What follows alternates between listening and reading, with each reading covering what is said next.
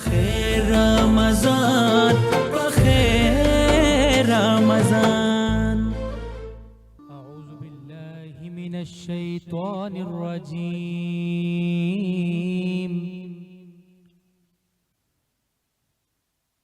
بسم اللہ الرحمن الرحیم.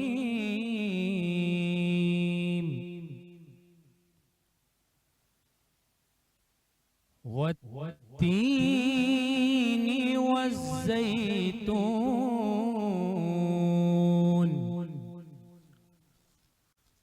وطور سینین وهذا البلد الأمین.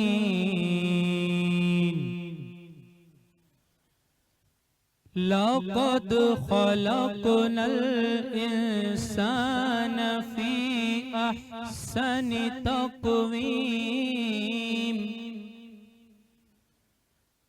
ثم رددناه أسفل سافلين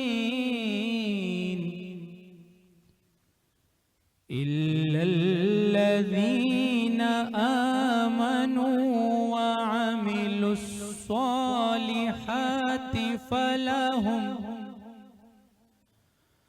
فلهم أجر غير ممنون. فما يكذبك بعد بالدين أليس الله بأحكم الحاكمين. صدق اللہ العظیم.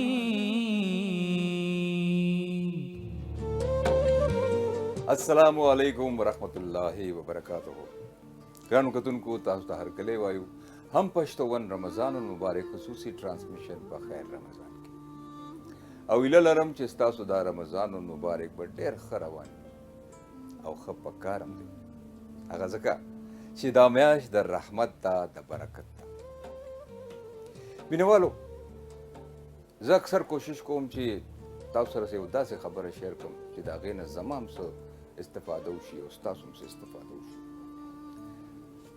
زه چې اوس کله د دې پروګرام ریکارډینګ ته را روان وم نو په لاره کې ډېر زیات رش و، ټرافیک جام و،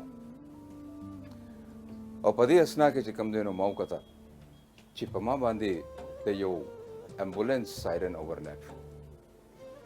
ما په شیشه کې وکتل نو شاته یو امبولانس و، د هغې سایرن چلېدو، ریډ لایټ هم چلېدو، خو چالان نه ورکوله. بهرحال زه د خپل ګاډي نه کوز شوم او لاړم او هغه خلکو ته مې خواست وکړو چې خدای دپاره لږ دوی ته لار ورکړي.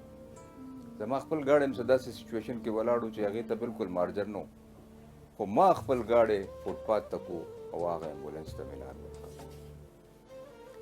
د وینا مقصد دا دی چې زه منم چې د هر سړي څه نه څه ارجنسي وي، څه ارجنټ کار به وي، خو د چا د ژوند نه زیات ارجنټ نه. په هغه امبولانس کې به یو مریض و، هغه به کرټیکل و، هغه به هغه وخت د ژوند او د مرګ په کشمکش کې و. نو که مونږ هغه سره لږه مرسته وکړو، هغه امبولانس په ټایم هسپتال ته ورسي، هغه مریض ته په ټایم باندې ټریټمنټ میلاو شي او د هغه ژوند بچ شي، نو د دې نه به بله ښه خبره لا څه وي. ځکه زه همیشه وایم چې د خلکو مرسته کوئ، مخلوق خدا دپاره اسانتیا پیدا کوئ. که تاسو د خلکو دپاره اسانتیا پیدا کوئ نو یقینا الله به ستاسو دپاره اسانتیا پیدا کوي. الله تعالی دې زمونږ باندې، زمونږ ټولو مسلمانانو باندې خپل رحم فرمایي. آمین. جی نو د پروګرام باقاعده آغاز کوو. جی نن مومنه نه ښکاري. السلام علیکم مومنه عین افرا صاحب. وعلیکم السلام. څنګه یې تاسو؟ نن خو شپږمه روژه شوه. نن د خیره شپږمه روژه شوه. ګور دا وخت څنګه په منډه صحیح خبره ده. او مونږ دې بیا هم استفاده نه حاصل کوو، مونږ چا امداد نه کوو، مونږ خپل زړونو کې بوخت ساتو، کینه ساتو. دا داسې میاشت ده چې مغفرت میاشت ده. انشاءالله جی هغه وایي که نه چې پیوسته رہے شجر سے امید بهار رکھ، هغه بهار به راځي انشاءالله تعالی. بیشک. او مونږ سره اسپانسر کې دی شمع بناسپتی اینڈ کوکنگ آئل، 4 نسلوں سے مقبول ترین انتخاب. جی شمع کا گھرانہ صحت مند اور توانا. جی اچھا افراز صاحب تاسو نن څه پخوئ؟ جی مومنہ نن به زمونږ کچن کې پخیږي چکن پیٹی برگر. پیٹی برگر. جی جی او بالکل. نائس. نیو ریسیپیز. جی جی بالکل. او دې کې څه انګریډینټس مونږ یوز کوو؟ دې دپاره موږ ته بون لیس چکن پکار دی. جی او که تاسو سره کیمه وي نو هغه هم ښه ده. دې کې به بیا هاف هګۍ استعمالو چې کله پیټي جوړو د دې، او هغې کې که بریډ کرم وي تاسو سره. نو تاسو به دا چکن چې دی دا به بویل کوئ پهله؟ نه دا ټول انګریډینټس په فوډ پروسیسر کې اچو، هغې نه پس چې دا مکس شي کمباین شي دې نه به پیټیز جوړو، هغه به موږ فرای کوو په شمع کوکنګ آیل کې. جی هغې نه پس په دا برګر اسمبل کوو موږ. صحیح صحیح صحیح. نو اوس تاسو څه دا آیل اچولی دي او دې کې اوس تاسو څه کوئ؟ دې کې به اوس اول موږ دې کوم فرایز دي هغه به هم ورسره پخوو، او دې پین کې به موږ د دې پیټیز چې کله تیارې شي هغه به فرای کوو، او ساسز چې ریډي شي بیا به موږ برګر ریډي کوو. صحیح ده. تاسو کنټینیو ساتئ چې افطاري کې موږ هم ټرای وکړو. د ګوړې شربت زه هیله لرم چې ما به خیال اوس به هم خیر هغه شان اوس خو هغه ګرمیانې نشته دی، هغه تنده نشته دی. د ګرمیانو په روژه کې به که نه زمونږ په کور کې د ګوړې شربت جوړېدو، او چې بیا زه کله پنجاب کې وم نو لکه زما هلته وخت ډېر تېر دی، نو تاسو یقین وکړئ چې زما د پنجاب چې کوم ملګري به وو که نه هغوی به ما ته سپیشل چې کوم دی دا ریکویسټ کو چې یار آج ګوړ کا شربت بنا اس کو. جی نن زمونږ پیکیج کې څه دی مومنه؟ نن زمونږ پیکیج کې دی مسجد حرم، او راځئ چې ګورو مسجد حرم. مسجد الحرم.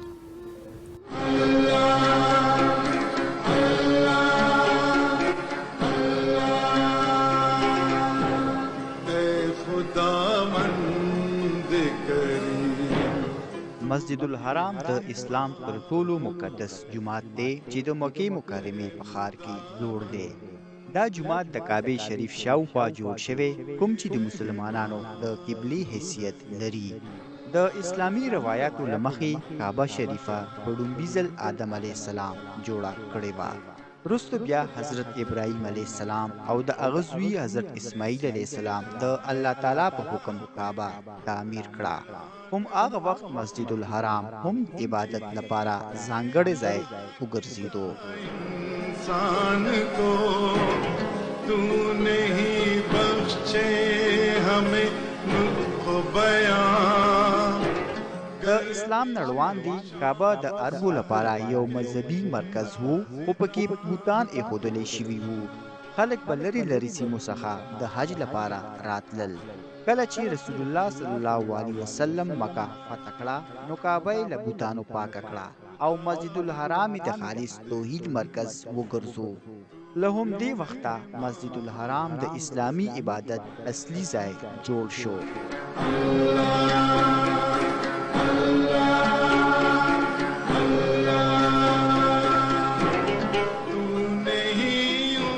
مسجد الحرام هغه ځای دی چې موږ پکې د نورو جوماتونو په مقابله کې زیات ثواب لري.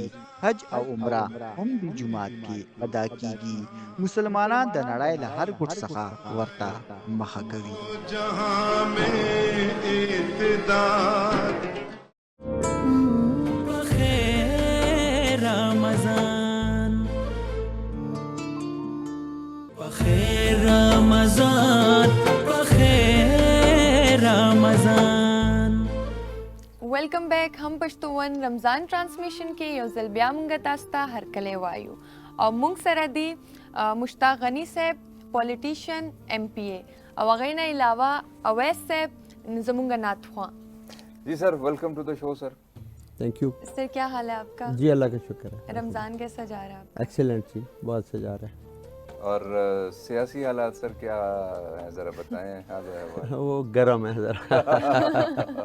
موسم بھی گرم ہوتا جا رہا ہے اور موسم بھی گرم ہوتا سیاسی جا رہا موسم بھی گرم ہوتا جا رہا ہے. ہے، لیکن سیاسی حالات ابھی اور گرم ہونے آگے چل کے. اچھا ہاں وہ میں سن رہا تھا کہ سہیل آفریدی صاحب نے کہا جی کہ ہم نے بانی کے رہائی کے لیے جو ہے نا ایک ٹاسک فورس تشکیل دی ہے جو کہ عید کے بعد ایکٹیو ہوگی. کیا کہتے ہیں سر آپ؟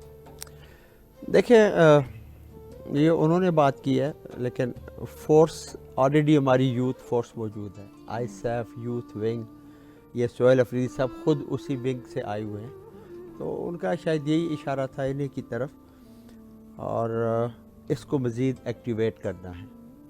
اور ابھی دیکھیں یہ ساری روڈز انہوں نے بند کی، یہ یوتھ نے خود کیے ہیں، کوئی پارٹی لائن نہیں تھی اس میں، از خود انہوں نے نکلے یوتھ خیبر پختونخوا کی خاص طور پہ، اینڈ دے بلاکڈ آل دا لنکیجز ود دا پنجاب. تو 5-6 دن بند رہے.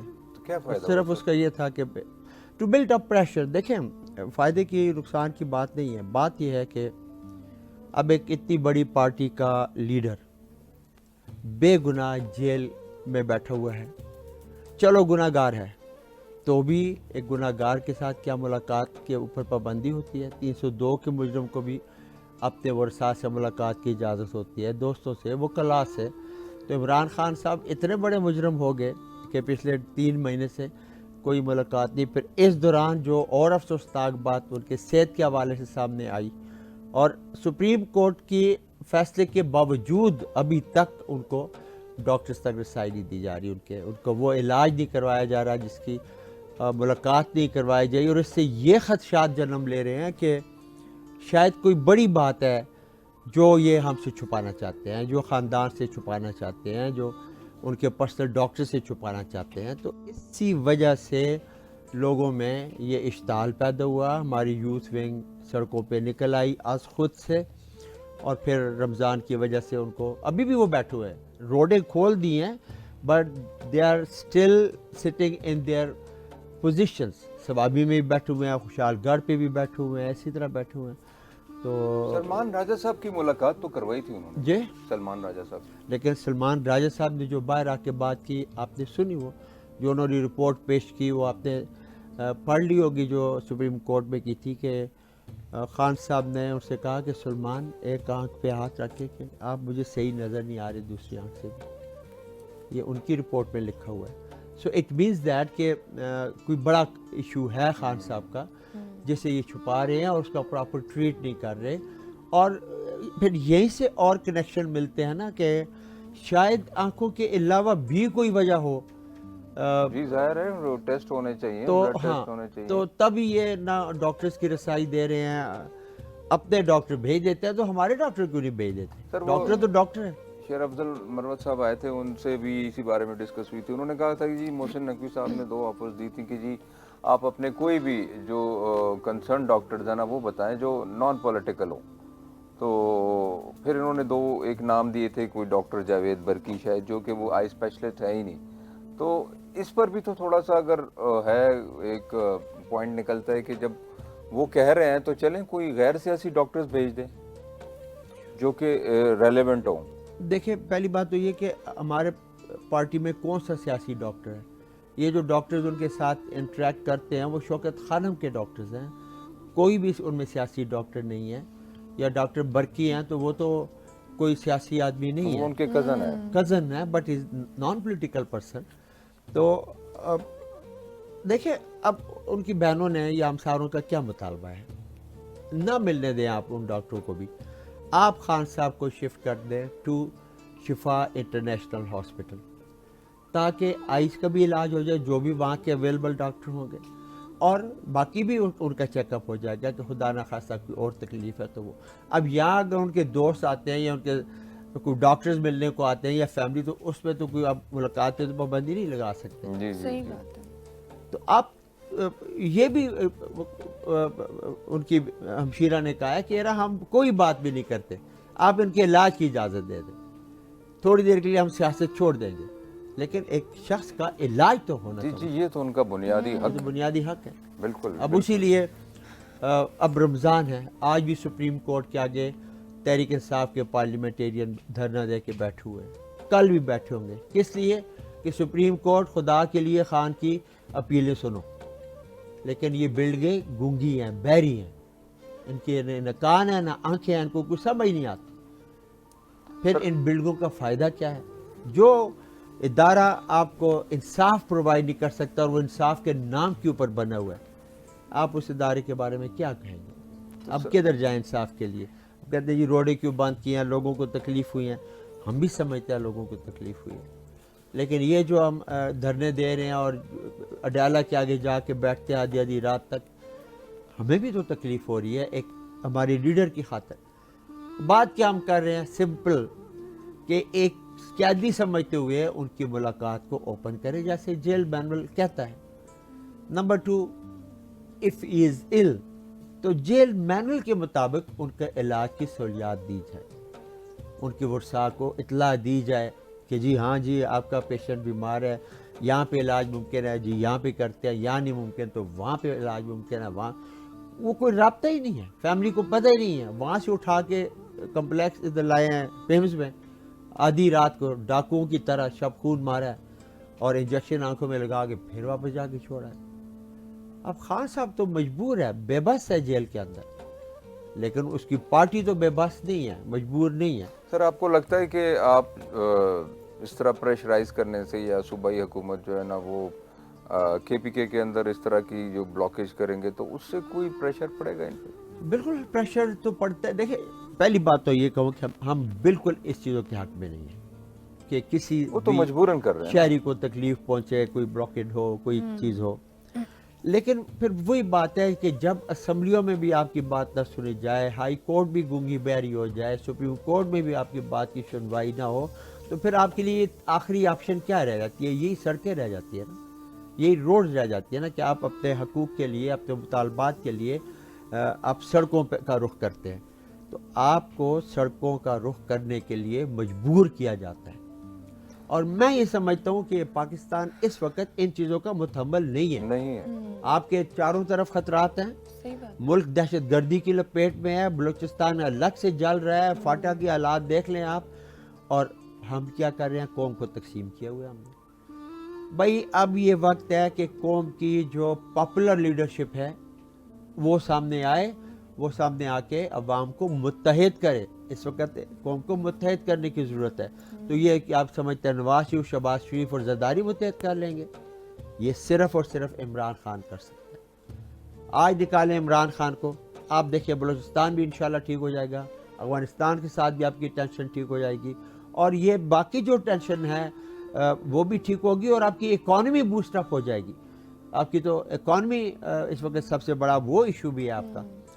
لیکن سر کون کرے گا؟ سہیل آفریدی صاحب کہتے ہیں جب میں چیف منسٹر بنا تو مجھے شہباز شریف صاحب نے مبارکباد کے لیے کال کی, تو میں نے ان سے کہا کہ جی میری مہربانی سے ملاقات کروائی جائے. تو انہوں نے کہا کہ جی میں پوچھ کے بتاتا ہوں. تو وہ کس سے پوچھ کے بتائیں گے سر؟ آپ وہی دیکھیں نا کہ who is sitting on the steering, جو اسٹیئرنگ پہ پرائم منسٹر جو ہے نا وہ اتنا بااختیار نہیں ہے. پرائم منسٹر از ناٹ آن دا اسٹیئرنگ. یہ کہیں ٹائر کی نیچے سے جیک لے کے بیٹھے ہوئے ہیں, ان کا اور کوئی کام بھی نہیں ہے. دا پرسن ہو از سٹنگ آن اسٹیئرنگ وہ کوئی اور ہے, وہ آپ بھی جانتے ہیں اور میں بھی, اور ساری قوم جانتی ہے. تو بات یہ ہے کہ تو سر بات ان تک تو پہنچانی ہے نا, ان سے اپنی بات منوانی ہے, وہ کیسے ہوگی؟ دیکھیں اس کا یہی طریقہ ہے کہ یہ حکومت اگر نااہل نہ ہوتی تو یہ حکومت خود بھی تو فیصلے کرتی نا. ہمیں تو یہ بھی کئی اطلاعات ہیں کہ ادھر سے ان کو اشارہ ہے کہ کچھ ملنے دیں یا ملاقات کرنے دیں, یہ خود نہیں کرنے دیتے. یہ خود یہ جو فاشسٹ بیٹھے ہوئے ہیں 17 سیٹوں والے, یہ بھی اس وقت بڑی سخت رکاوٹ ڈالی ہوئی ہے. حکومت تو یہ ہے, ہم نے تو ان کو پوچھنا ہے. تو یہ انصاف کا کام لینا, کانسٹیٹیوشن کے مطابق چلے نا, جیل رولز کے مطابق چلے نا. اب وہاں لوگوں کو اڈیالہ جیل کے اوپر کتنی تکلیف ہوتی ہے, ہفتے میں 2 دن سارا راستہ بند کر دیتے ہیں تاکہ ہم آگے نہ جا سکیں. ہم تو آگے جاتے ہیں, پھر بھی جاتے ہیں, لیکن یہ راستہ کس لیے بند کرتے ہیں, دکانیں کس لیے بند کر دیتے ہیں؟ کیا آج تک ہم نے وہاں جا کے کوئی ایسی صورت کی ہے؟ ہم نے تو ٹریفک وہاں نہیں بند کی, یہ خود بند کر لیتے ہیں. ابھی شیر افضل مروت صاحب نے بھی یہی ایک سجیشن دی تھی کہ جی کسی بھی روڈ کو, کسی بھی علاقے کے روڈ کو بلاک کرنے سے کچھ نہیں ہوگا. جب تک آپ راولپنڈی اسلام آباد کو بلاک نہیں کریں گے نا تو آپ کی بات نہیں سنی جائے گی. اور یہ کوشش 26 نومبر کو بھی کی گئی تھی, نتیجہ آپ کے سامنے آیا. دیکھیں 26 نومبر کو بھی ہمیں بڑی کامیابیاں ہو جاتی. میں ایک بات کرتا ہوں اکثر کہ آپ جو کوئی سیاسی لوگ ایجیٹیشن کرتے ہیں وہ کسی پولیٹیکل گورنمنٹ کے خلاف کرتے ہیں، اور سیاسی حکومت کا سیاسی لوگوں کے ساتھ کوئی ڈفرینٹ ایٹیچیوڈ ہوتا ہے۔ یہاں تو سیاسی حکومت نہیں ہے اس وقت آپ کے صوبے، آپ کے ملک کے اندر۔ آپ کہیں یہ شہباز شریف جو سیاسی حکومت ہے، بالکل بھی نہیں ہے، دے آر پپٹس، یہ انجینئرڈ ہیں، انڈر سرٹن ڈائریکشنز یہ کام کرتے ہیں۔ تو اس لیے ان سے یہی توقع تھی کہ یہ گولیاں ماریں گے لوگوں کو، اور نوجوان بچوں کی لاشیں ہم 26 نومبر کو اٹھا کے لے کر گئے۔ بٹ ان باتوں سے حوصلے پاس سے نہیں ہوتے۔ ابھی پھر ری اسمبل ہو رہی ہے پی ٹی آئی، یہ رمضان بیچ میں آگے تھوڑا سا اس سے، لیکن ایون دین میں نے جیسے آپ کو کہا کہ ابھی بھی سپریم کورٹ کے آگے لوگ بیٹھے ہیں، اور کل اڈیالہ کے آگے بھی بیٹھے ہوں گے رات کو۔ تو ایکٹیویٹی تو ہماری سٹارٹ ہے، اور ساتھ ہی گراس روٹ لیول پہ، اور سہیل افریدی صاحب نے بڑا اچھا کیا ہے، پورے صوبے کو متحد کیا، ہر جگہ پہ گئے، اور بہت بڑے بڑے وزیر اعلیٰ نے جلسے کیے ہر صوبے کے شہر میں، تو لوگ فلی چارجڈ ہیں۔ اب نئی جو چارج تو ہماری جو مرکزی لیڈرشپ ہے یہ نہیں چارج، اب یہ ان کی کوئی اپنی سوچ ہے۔ اب وہ اب ہم دیکھ رہے ہیں کہ وہ کہ کس جگہ مذاکرات ہو رہے ہیں، کس سے کیا ڈائلاگ ہو رہے ہیں، تو یہ اگلے 2 ہفتے کے اندر چیزیں کھل کے سامنے آ جائیں گی، ورنہ پھر وہی دما دم مسکل اندر ہے۔ سر یہاں پر چلیں یہ باتیں تو ہوتی رہیں گی۔ سر ابھی مجھے یہ بتائیں کہ جب سے سہیل افریدی صاحب نے حلف لیا ہے 4 مہینے میں، مجھے لگتا ہے کہ جو بھی حالات ہوں گے، لیکن سر صوبے کی طرف ان کی جو ہے نا توجہ بالکل نہیں ہے۔ وہ انہوں نے اپنا جو مرکز ہے اور فوکس ہے وہ ایک ہی پوائنٹ پہ رکھا ہے۔ میں یہ صرف چاہ رہا ہوں کہ اور بھی کافی چیزیں جن کو لے کر وہ چل سکتے ہیں، تھوڑا سا صوبے کی طرف بھی دھیان دینا چاہیے۔ ابھی کوئی وہاں پہ کوئی اس طرح ریہیبلیٹیشن کا کام نہیں ہو رہا، کوئی امپرومنٹ نہیں ہے، کوئی انکریمنٹ نہیں ہے، عام لوگوں کو بہت پرابلم ہے۔ یہاں تک کہ ہم آرٹسٹوں کا ایک فنڈ آیا کرتا تھا جو جونیئر آرٹسٹ ہوتے تھے، سر وہ بھی جو ہے نا حکومت نے بند کر دیا۔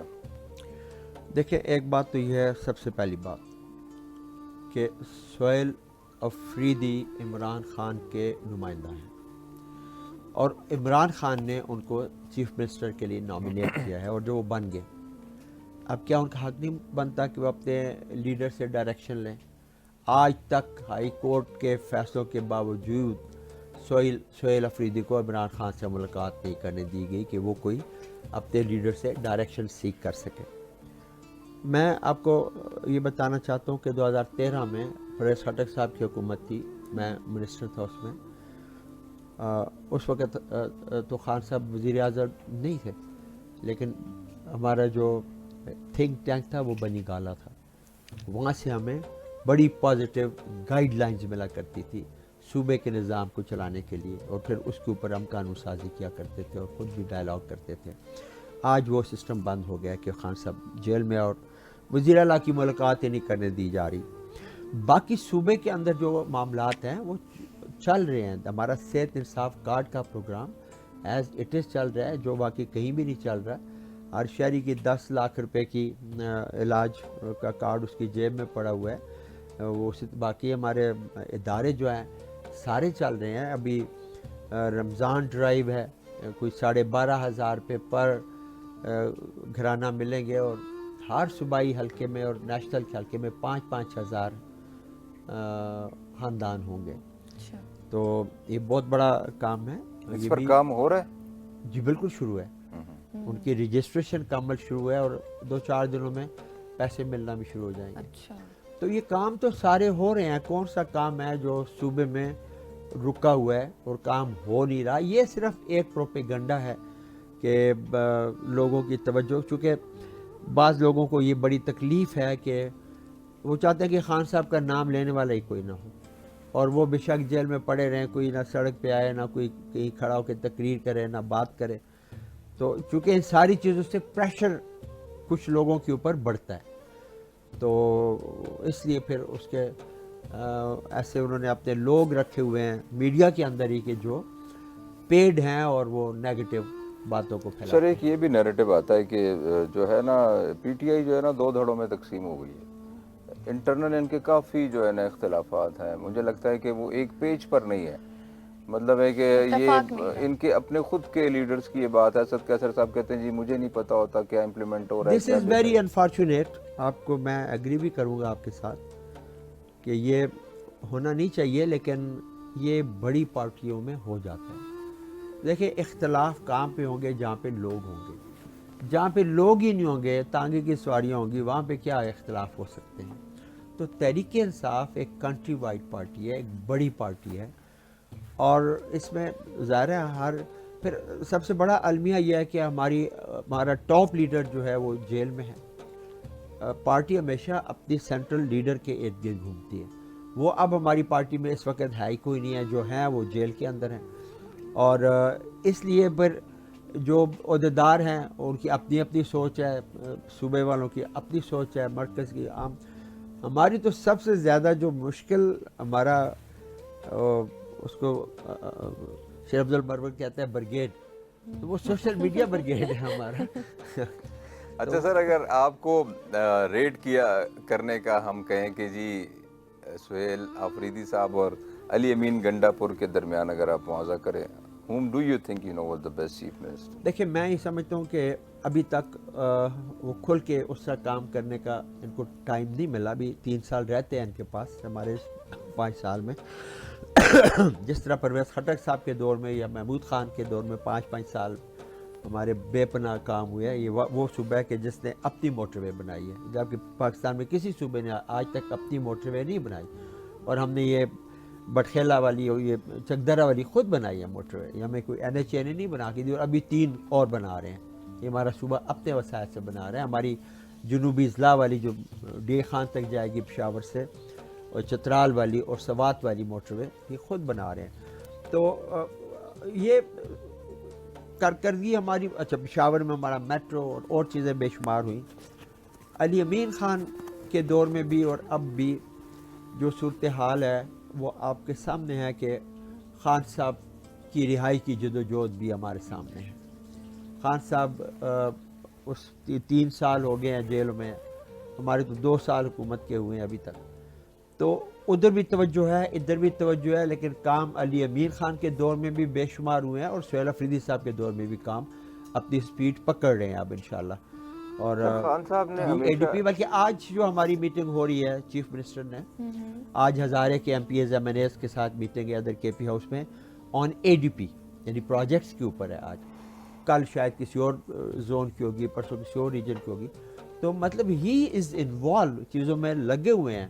یہ کہنا کہ وہ نہیں صرف وہ ڈی چوک کی طرف توجہ ہے، ایسا نہیں ہے.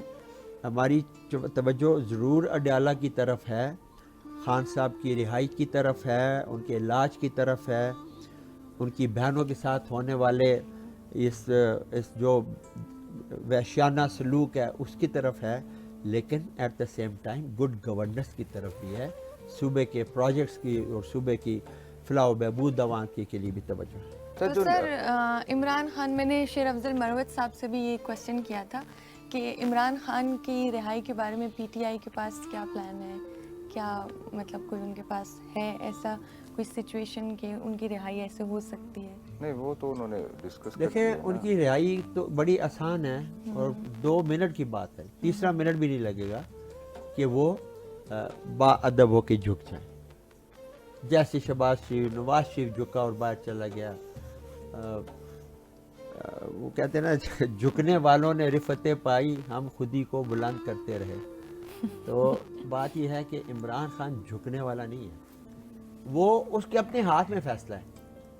یہ چاہتے ہیں کہ بھائی بنی گالہ میں آ کے بیٹھ جائیں، KP میں جا کے بیٹھ جائیں، خاموشی ساتھ بیٹھیں گے اچھے بچے بن کے. وہ کہتا ہے کہ میں کس جرم کی پاداش میں یہاں ہوں، میں فیس کروں گا. میں نے کوئی جرم نہیں کیا ہوا، مجھے کیوں آپ نے قید کیا ہوا ہے؟ اگر وہ کمپرومائز کر لیتا ہے ان کے ساتھ تو اٹ مینس دیٹ کہ وہ ایکسیپٹ کر لیتا ہے کہ میرے اندر کوئی ایسی چیز تھی کہ جس کی وجہ سے مجھے. تو لہٰذا عمران خان سے یہ توقع کوئی بھی نہ کرے. وہ اپنی جان تو دے سکتا ہے لیکن ان لوگوں کے آگے کم از کم کبھی جھکے گا نہیں. بے شک 900 دن ہو گیا، 900 اور گزر جائیں، وہ میرے کہنے سے یا فیملی کے کہنے سے یا کسی دوسرے کے کہنے سے کہ بھائی ان کی بات مان لو. وہ کہتے ہیں میں بات مانتا ہوں، بات یہ مانتا ہوں کہ یہ میری بات مانے کہ نیا الیکشن اناؤنس کریں. یہ جو کانسٹیٹیوشنل illegal amendment किया है जिसको हम मानते ही नहीं है।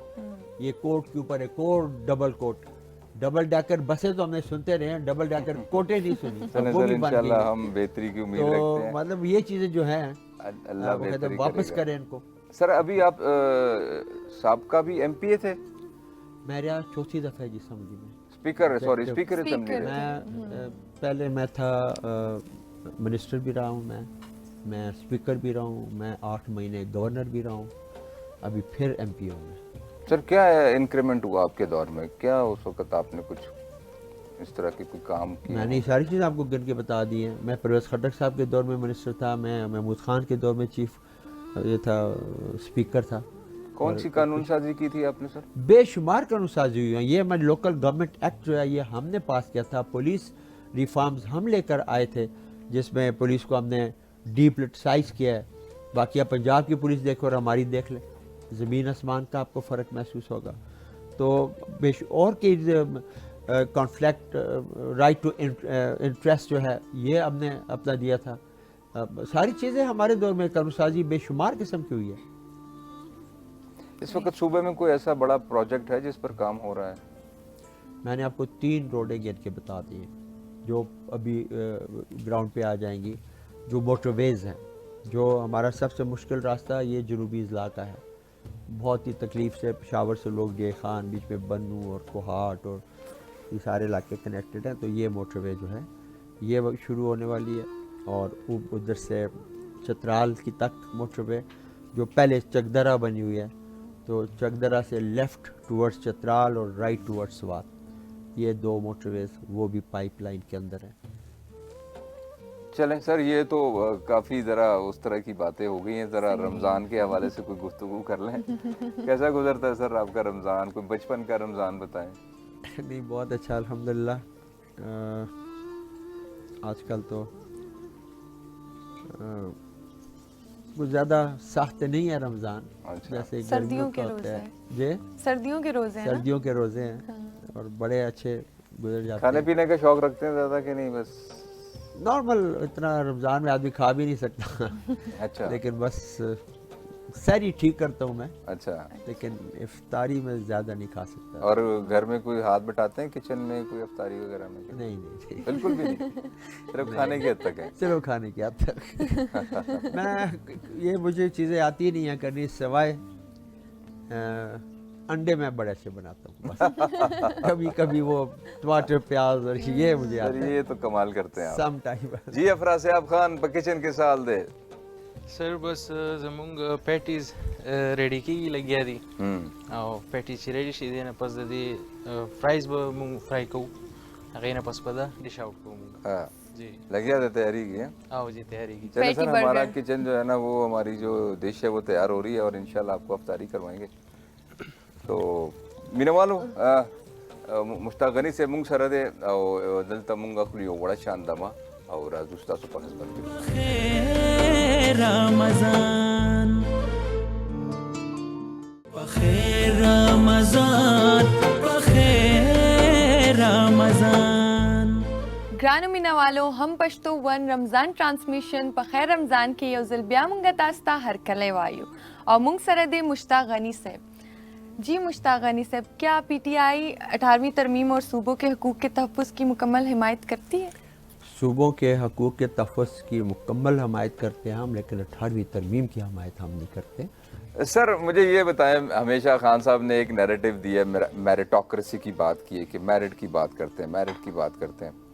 सर मुझे लगता है कि मुझे खान साहब के इस फैसले से बड़ा इख्तिलाफ था कि जब उन्होंने पंजाब के इतने बड़े सूबे के ऊपर उस्मान बुज़दार जैसे बंदे को जो है ना वो चीफ मिनिस्टर बिठा दिया और कॉन्ट्ररी केपीके में महमूद खान साहब को। सर मुझे लगता है कि उनकी कोई मेरिटोक्रेसी नहीं थी। आप क्या इस बात से इत्तफाक करते हैं? देखिए ये खान साहब के फैसले थे। नहीं सर ये देखें होना चाहिए, ये बात खुल के होना चाहिए।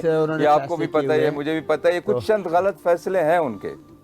देखिए मैं ये समझता हूँ कि हर फैसले में मुशावरत ज़रूर कर लेनी चाहिए। अगर खान साहब ने किसी फैसले में मुशावरत नहीं की तो उनको भी करनी चाहिए, लेकिन हमसे तो अक्सर मुशावरत करते भी रहे खान साहब, और कई जगहों पे हमने खान साहब को कन्विंस करना बड़ा मुश्किल होता है।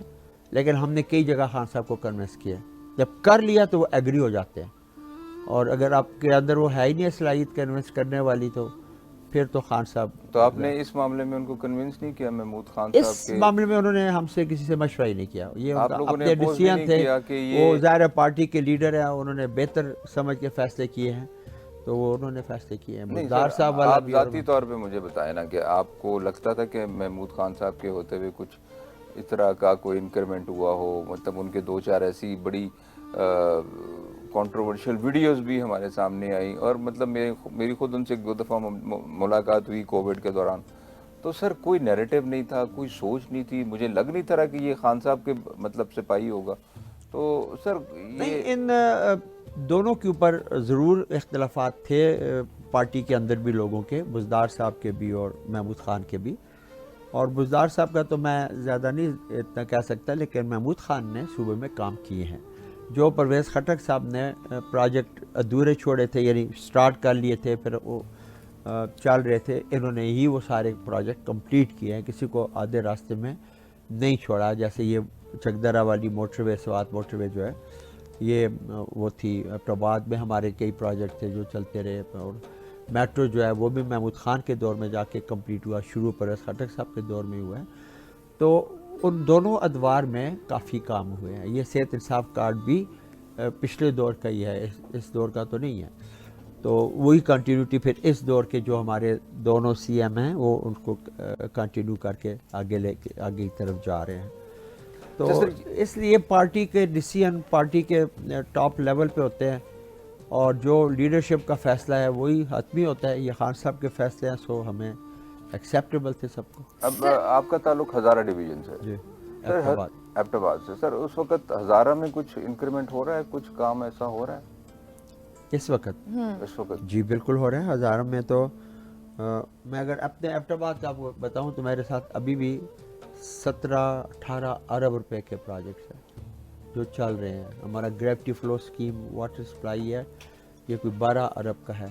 اس کے علاوہ ایک ایڈونچر پارک ہے، شہر کی اپ لفٹنگ ہے، اور ایک ڈمپنگ گراؤنڈ ہے ایبٹ آباد شہر کے بالکل گیٹ کے اوپر ہے، وہ اس کی شفٹنگ اور اس کے لیے ٹریٹمنٹ پلانٹ. تو یہ سارا جو ہے آلموسٹ اتنے کا بنتا ہے. تو اس طرح ہر جگہ پہ ہے.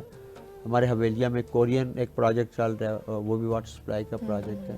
سو کافی جگہوں پہ بڑے بڑے پروجیکٹ چل رہے ہیں. سر سکی کناری ڈیم کس کا منصوبہ تھا؟ یہ تو اوپر ہے ماسیرا میں، کاغان نران میں، اور اس کے ساتھ چائنا کی کافی ہمارے ساتھ ہیلپ ہے. اچھا، یہ وہ انہوں نے کمپلیٹ کر بھی دیا تقریباً آلموسٹ. اچھا سر، ملک میں بڑھتی ہوئی سیاسی تقسیم کو کم کرنے کے لیے کیا عملی اقدامات کیے جائیں گے؟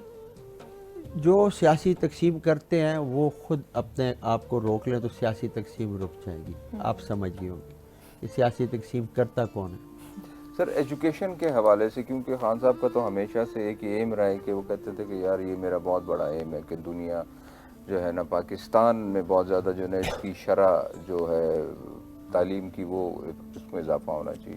تو اس پر بھی کچھ ایسا کوئی بیسک انفراسٹرکچر بنا ہے، کوئی کام ہو رہا ہے کے پی میں؟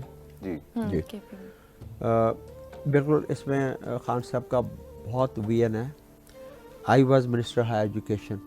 خان صاحب وہ جب پرویز خٹک سی ایم تھے، میرے پاس 2 تھے، انفارمیشن کا بھی میں تھا اور یہ بھی میرا تھا ہائر ایجوکیشن. تو ونس خان صاحب کالڈ می، ادھر بنی گالا میں آیا تو انہوں نے کہا کہ یار تمہیں پتہ ہے کہ یہ یورپ اور ان ملکوں نے کیسے ترقی کی ہے؟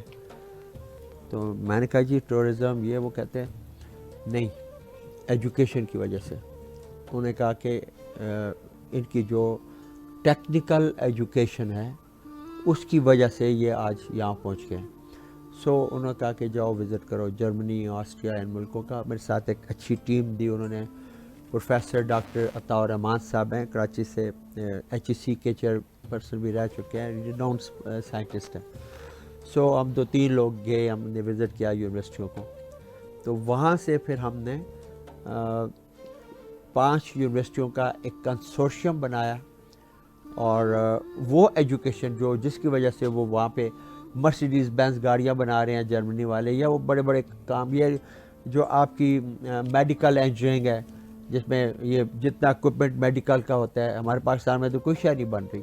تو وہاں پہ یہ جو آپ کے ECG اور کیا مشینوں کے نام ہیں وہ جتنی CT اسکین اور یہ سارے یہ سارے سبجیکٹ ہم نے وہاں سے اٹھائے 5-6 یونیورسٹیوں سے، اور ہری پور میں منگ کے مقام پر ہم نے یونیورسٹی کھڑی کی، پاک آسٹریا فاخوشولے یونیورسٹی آف اپلائیڈ سائنسز، یہ اس کا نام ہے۔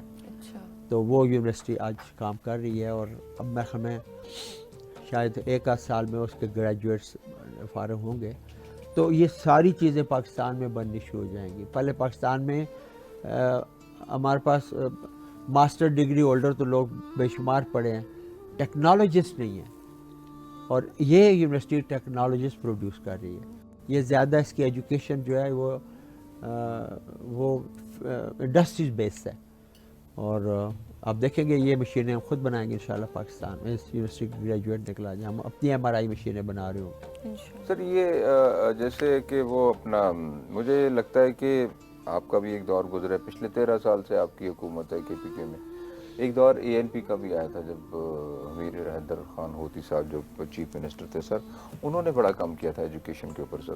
آج بھی آپ دیکھیں کہ مجھے لگتا ہے کہ جتنی مردان میں گروتھ یونیورسٹیز کی اور جتنے انسٹیٹیوٹس کی اس دور میں ہوئی ہے، میرا خیال ہے کہ KP میں کبھی کسی دور میں اس طرح نہیں ہوئی۔ آپ مجھے ان کے دور کی یونیورسٹیاں گن کے بتا دیں، میں آپ کو اپنے دور کی گن کے بتا دوں۔ 22 یا 23 یونیورسٹیاں تھیں اس وقت ٹوٹل، جب سے صوبہ شروع ہوا اور موتی صاحب انکلوڈنگ، اور 10 یونیورسٹیاں صرف میں نے اپنی منسٹری کے دور میں بنائی ہیں۔ ایبٹ آباد یونیورسٹی آف سائنس اینڈ ٹیکنالوجی، سوابی وومن یونیورسٹی، مردان انجینئرنگ یونیورسٹی اینڈ وومن یونیورسٹی، لکی مروت کی یونیورسٹی، سوات کی، اور پتہ نہیں کون کون سی، یہ چترال یونیورسٹی۔ یہ جب میں منسٹر تھا ہائر ایجوکیشن کا تو اس وقت بنی ہے۔ سو سب سے زیادہ ایجوکیشن کے اندر کام تحریک انصاف نے کیا ہے۔ ایک تو یہ ہائر ایجوکیشن کی میں بات کر رہا ہوں، اور پھر ہم نے اب BS کا زمانہ ہے، وہ MA والا دور چلا گیا، تو ہمارے صوبے میں کوئی 8-10 کالج تھے جن میں BS ہوتا تھا۔ میں نے اپنے ٹرن اوور میں تمام کالجوں میں BS کر دیا، اور بھی کالجز کھولے، زیادہ ہم نے وومن فیمیل کالجز کھولے، اور اب ہمارے صوبے میں ہر کالج میں BS ہے۔ آپ کے پنجاب میں آج بھی شاید نہیں ہوگا۔ ہمارے صوبے میں بہت کام ہوا کہ خان صاحب کا تو پیشن ہے یہ ایجوکیشن۔ پھر اس طرح ہمارے ایلیمنٹری میں بڑا کام ہوا، فرنیچر پورا کرنا، وہ مسنگ فیسلٹیز پوری کرنا، کام ہیں ہی بہت زیادہ پینڈنگ چل رہے ہیں۔ اس کے لیے بڑے اربوں روپے کے فنڈز چاہیے، لیکن جتنے فنڈز ہمیں اویلیبل ہوتے تھے ہم ایجوکیشن اور ہیلتھ پہ لگاتے تھے۔ ابھی آپ کے کچھ فنڈز ریلیز ہوئے ہیں کہ نہیں KP گورنمنٹ کے اسلام آباد وفاق کی طرف سے؟ ابھی تک تو کوئی ریلیز نہیں ہوئے، شاید وہ ہم سے اور کہتے ہیں کہ ہم ان کو کوئی ریلیز کر دیں، کیونکہ وفاق کے فنڈ جو ہیں وہ پنجاب کے اوپر مہربانی ہوتی ہے کہ چچا بھتیجی کی حکمرانی ہے، تو جتنے فنڈز ہیں پنجاب کی طرف، فنڈز کا راوی کا رخ جو ہے نا وہ پنجاب کی طرف سر آپ بھی ایک بسنت منائیں ہمارے یہاں پر اپنے KPK میں۔ 53 ارب روپے ہمارا انہوں نے دینا ہے، ہمارے تو مقروض ہیں یہ۔ ہم کہتے ہیں ہم پہ کوئی مہربانی نہ کرے، جو مہربانی آپ پنجاب پہ کر رہے ہیں ہمارے اپنے پیسے دے دیں، اور ہمیں وہ بھی نہیں دے رہے۔ اور اس بسنت کا کیا فائدہ جی کہ ادھر اسلام آباد جل رہا تھا، یا امام بارگاہ میں جو واقعہ ہوا، اگر کوئی اور ایسی چیز ہوتی، آپ کو یاد ہوگا کہ آرمی پبلک اسکول کا واقعہ ہوا تھا تو ہم نے اپنا 126 دن کا دھرنا ختم کر دیا تھا۔ تو ان کو بسنت کو ختم کر دینا چاہیے تھا جب یہ امام بارگاہ کے اوپر حملہ ہوا اور اتنے زیادہ لوگ شہید ہوئے۔ ڈیلے کیا تھا سر وہ کیا ایسا ہے کہ یہ باتیں تو پھر اتنی ہیں کہ اس کے لیے بڑا ٹائم چاہیے۔ میں سر بذات خود میرا تعلق نوشہرہ سے ہے، پشاور میرا بہت آنا جانا لگا رہتا ہے سر۔ ایک زمانہ تھا کہ وہاں پر ایک ہماری فلم انڈسٹری جو تھی نا وہ بڑی ایک فلرش ہو رہی تھی، پھر ایک وقت آیا کہ وہ بھی ختم ہو گیا۔ تو اب میں دیکھتا ہوں کہ وہاں پہ سینما والا کلچر بالکل ختم ہو گیا سر، کوئی انٹرٹینمنٹ ہے نہیں، آپ فیملی کے ساتھ کہیں نہیں جا سکتے، کسی ریسٹورنٹ میں نہیں جا سکتے، کسی پارک میں نہیں جا سکتے، ماحول نہیں ہے ویسا، کوئی انفراسٹرکچر نہیں ہے ویسا، کوئی ایمبیانس نہیں ہے۔ تو سر میں آپ سے یہ گزارش کروں گا کہ سر تھوڑا سا جو ہے نا اس انڈسٹری کی طرف دھیان دیں، کچھ تھوڑا سا ہمیں جو ہے نا کوئی ریہیبلیٹیشن کا ہمیں بھی مارجن دیں, کچھ ہمیں کچھ آپ کی طرف سے کچھ ریونیو جنریٹ ہو. مطلب وہ جو سنگل سٹوری سینماز ہیں وہ اتنے ہائی بجٹڈ ان کے جو ہے نا وہ خرچے ہیں, سارا کچھ وہ اپنے خرچے نہیں پورے کرتے.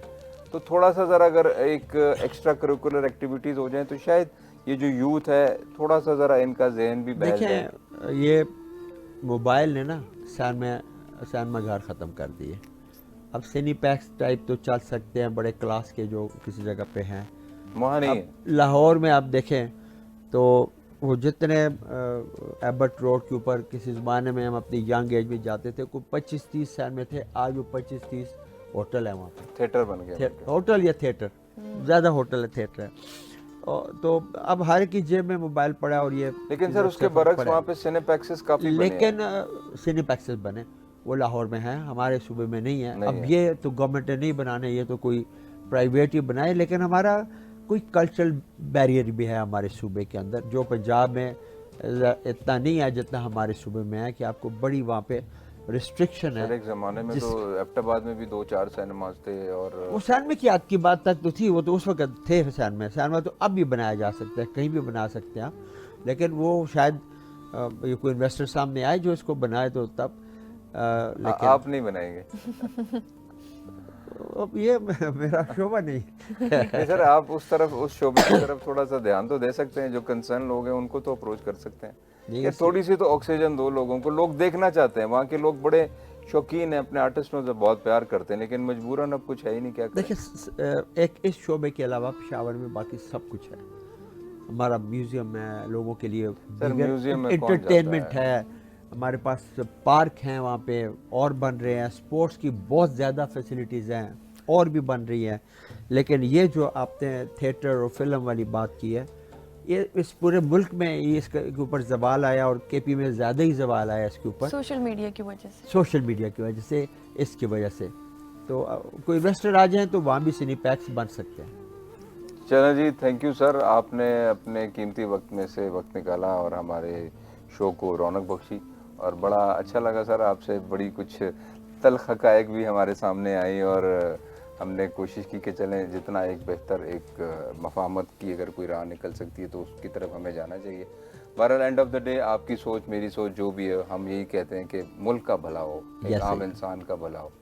تو میرے والوں بس تاسو مونگ سرو سے ہم آپ کو سر تھینک یو بولتے ہیں, آپ سے خدا حافظ کریں گے. بہت بہت شکریہ. اور وقت ہوا ہے بریک کا, تو بریک پر جاتے ہیں اور پھر دوبارہ آپ کی خدمت میں حاضر ہوں گے. بخیر رمضان,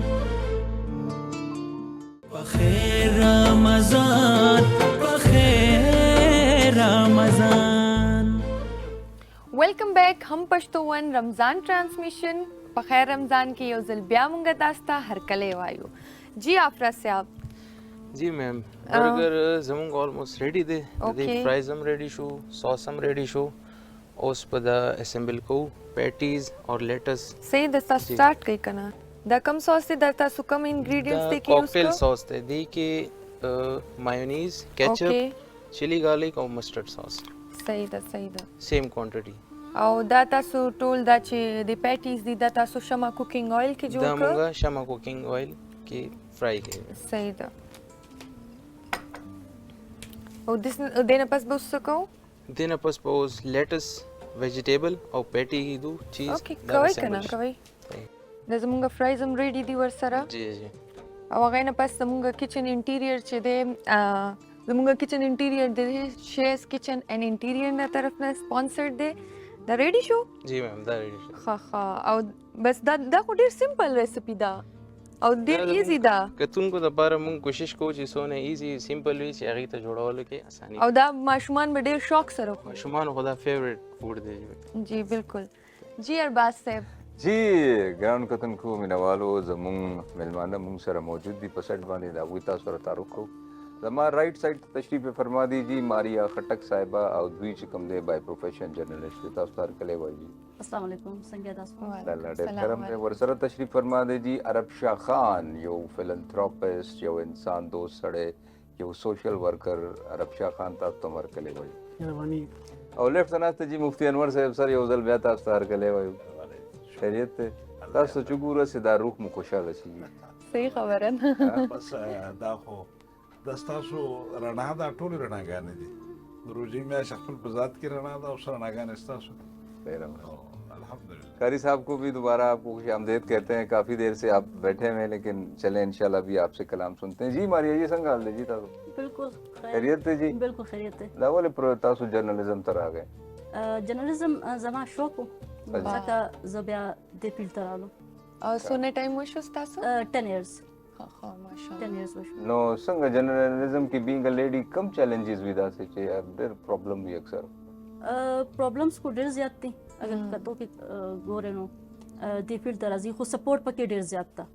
او سپورټ چا طرف نه؟ فیملی طرف نه؟ فیملی طرف ته کو سپورټ وي اكو فور ایور دا اكو سپورټ شته خو فیلډ کې چې ښه خلک دي نو آتا ته سپورټ کوي او هر ځای کې چې وي نو داسې خلک شته چې تا ته پرابلم کریټ کوي هر فیلډ کې. نو چیلنجز کو ډېر زیات دي دې فیلډ کې. چیلنجز چې نه وي بیا د ژوند خوند نه کوي. بالکل صحیح وایي. او مزه دا ده چې تاسو به خپل چې کوم بیریرز دی که نه هغه به ټرن انټو اپورچونیټیز. ایگزیکټلی چې کوم ستاسو مشکلات دي هم د هغوی مخامخ ته راځئ او بیا چې کوم دی خپل ګول اچیو او بیا اچیومنټ خوند کوي چې مشکلات نه تیر شي تاسو اساني باندې ملاو شي نو بیا خوند نه کوي.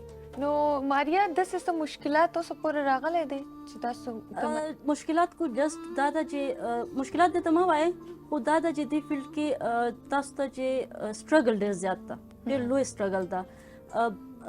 فیمیل ته چې دا کنه لایټ راغلی دومره زیات وته چې دا سافټ بیټس وی کوي ډف بیټس وته نه ور کوي چې دا فیمیل ده لکه فیمیل کې ټیلنٹ زیات ده مونږ کې خو هغه چې دا میل ډومیننٹ سوسایټي ده نو وایي چې دا فیمیل دا بو دی فیلډ ته څنګه زی دا بو څنګه کوي نو هغه وجنه لګونه پرابلمز وي چې دا تاسو فریلانس کوئ که تاسو سرټن ادارې سره افیلیټډ؟ ما آج نیوز سے کار کړی دا ایز ا رپورټر هغه د 92 نیوز دا آج نیوز اینکر کار کړی دا اوس کرنٹ چیرته کوئ؟ کرنٹ ایز یوټیوب خپل انالیسس مطلب فریلانس کوئ؟ یا اوکے. So تاسو what do you believe in, like positive journalism, criticism in journalism یا څنګه؟ پوزټیو ایمیج د لپاره کو کار کوم کوشش کوم تاسو د ما کنټینټ وګورئ نو پوزټیو خبر خو نن سبا څوک نه اوري نه اوري ځکه ویوز اسنه راځي پوزټیو خبر باندې بالکل مساله مونږ نه چولی بیٹس مساله بالکل نو هغه نه ځای ورټ کوم نو هغه وجنه هغه اډینس جدا ادم اټریکټ نه کیږي تا ته جدا سب باونډریز وی نو اگر مونږ ګورو نو ته فیلډ کې بیا لګونه داسې د جمشته سپیس کام شي بیا نیگیټیو شیزونه زیات سپورټ کوي خلک. زه تاسو سره ان شاء الله نورم مونږ غپ شپ لګو. جی عرب شاه خان څنګه حال دی؟ شکر الحمدلله ساده واغانی دا ټولې خېګړې وته کې یار مونږ وسکو ماشاءالله عرب شاه خان په باره کې زه سو وایم هی نیډز نو انټروډکشن. یو ماشاءالله د پیښور داسې یو ځوان چې یو کار خیر شروع کړو او په خپل بهاب باندې نو ایکسټرنل سپورټ دوی بیسیکلی چې کوم دی کنه د ماشومان به د سکول ته بوتلې د کور نه به پک کولې په خپل رکشه کې او بیا والته ولاړو هغوی به بیا هغه ځای نه پک کولې واپس به کور ته رسولې اور فری آف کاسټ. نو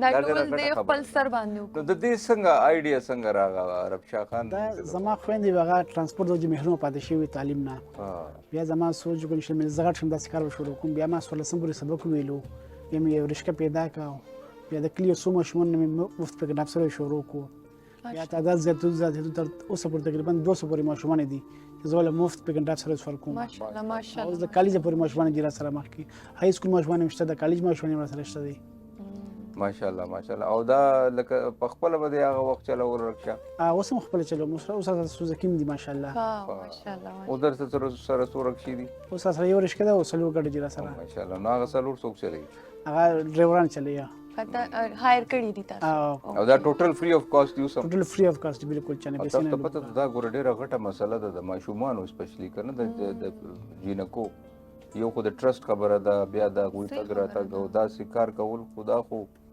ډیر غټ کار دی عرب شاه خان نو څنګه چا سپورټ کړی چره په دې کار کې نه در اوس ته پر خو چې نه سپورټ کړی نو حکومت سپورټ کړی مو نو وفاق حکومت البته ملال یوسف زئی هغه سپورټ راکړی دی هغه والد صاحب زو ملال یوسف زئی هغه والد صاحب زیودین یوسف زئی صاحب څنګه غوي سره څنګه تاسو هغه زما یو نیوز کتل بیا په ما ټویټر مو کو یوسف زئی صاحب او بیا ما سره مرسته وکړه سوزکی یو سوزکی لا واغې شو بیا دیم واغې شو دریم لا واغې شو اوس هم هغې ما سره رابطه کې دي او دا چې دا کومې پیسې د هغې د فنډ پیسې نه دي دا ذاتي د خپلې کور پیسې دي د هغې فنډ هم چلېږي مطلب که نه شپږو ملکونو کې پیسې ورکوي خو دا پیسې یې مله د خپل ذاتي د کور مطلب خپل خرچې نه پیسې بچت کړې وي هغې ما راکړې دي په هغې محسوسه کې اخیستې دي او تاسو سره رابطه کې وي اوس هم ما سره رابطه کې دي صحیح خبره ده ډېره ښه او دا د کوم علاقې ماشومانو ته زیاتره دغه کوي دا د ورسک روډ شپږو کلي دي پېښور ورسک روډ پیربالا ډاګلاره درمنګو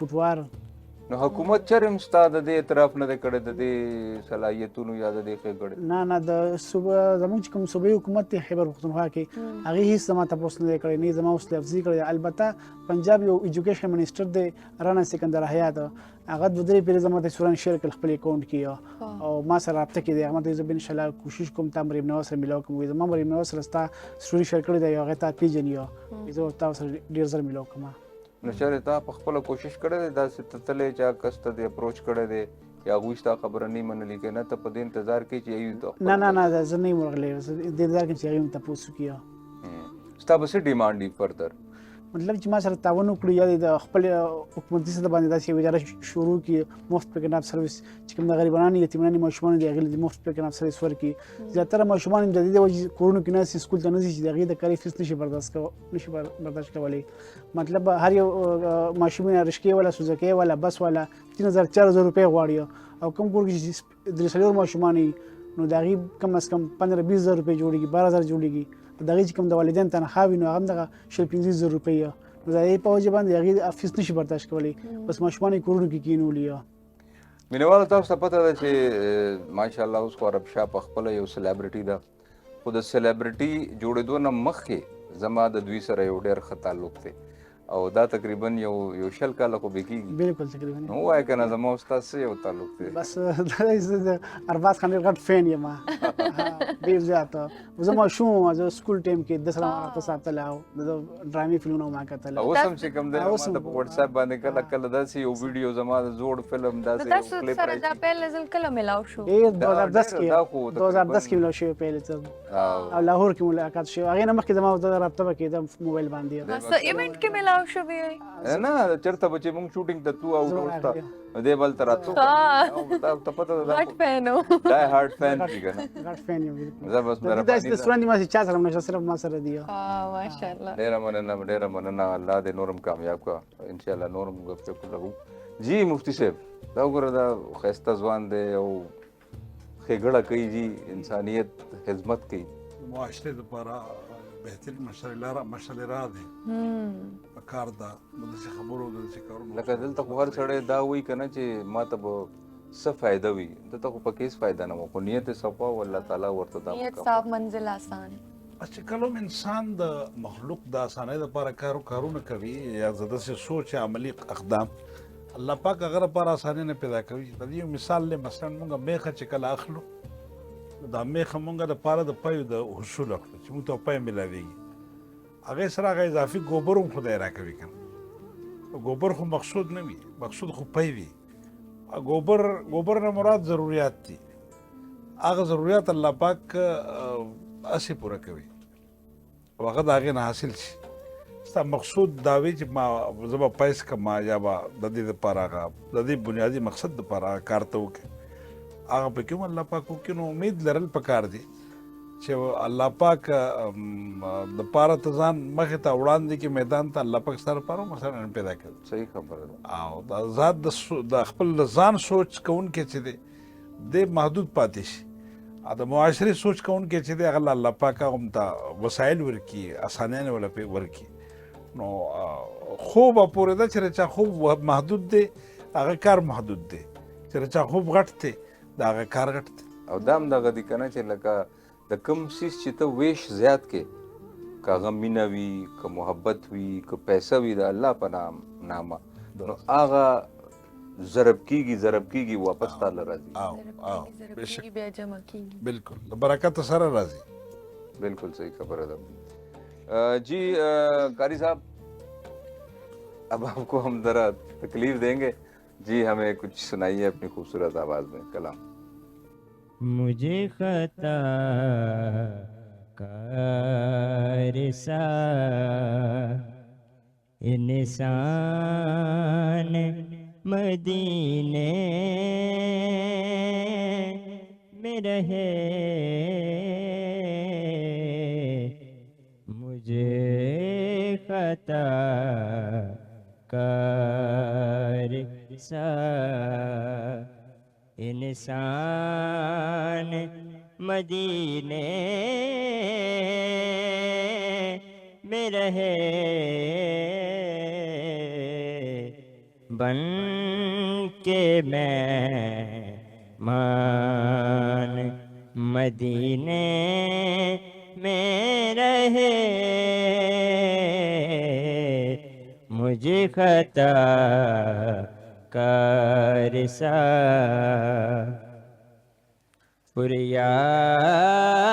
یاد آتی ہے مجھے اہل مدینہ کی وہ بات یاد آتی ہے یاد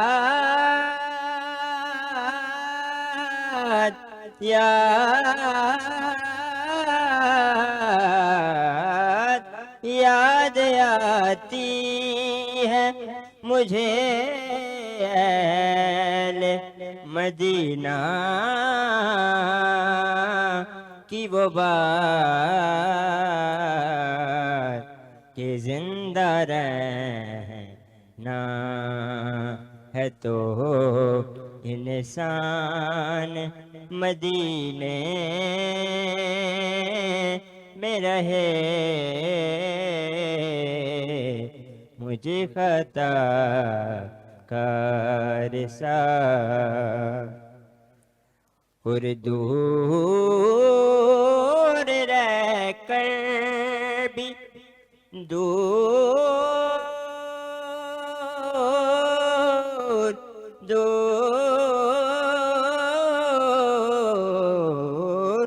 دور رہ کر بھی اٹھاتا ہوں حضوری کے مزے کہ میں یہاں ہوں میرا میں یہاں ہوں میری جان مدینے میں رہے مجھے خطا کار سا اورے چھوڑ آیا ہوں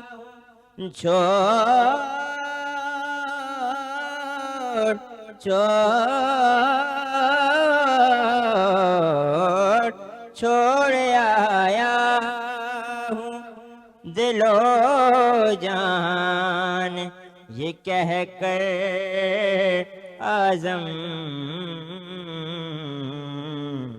آ رہا ہوں میرا سامان مدینے میں رہے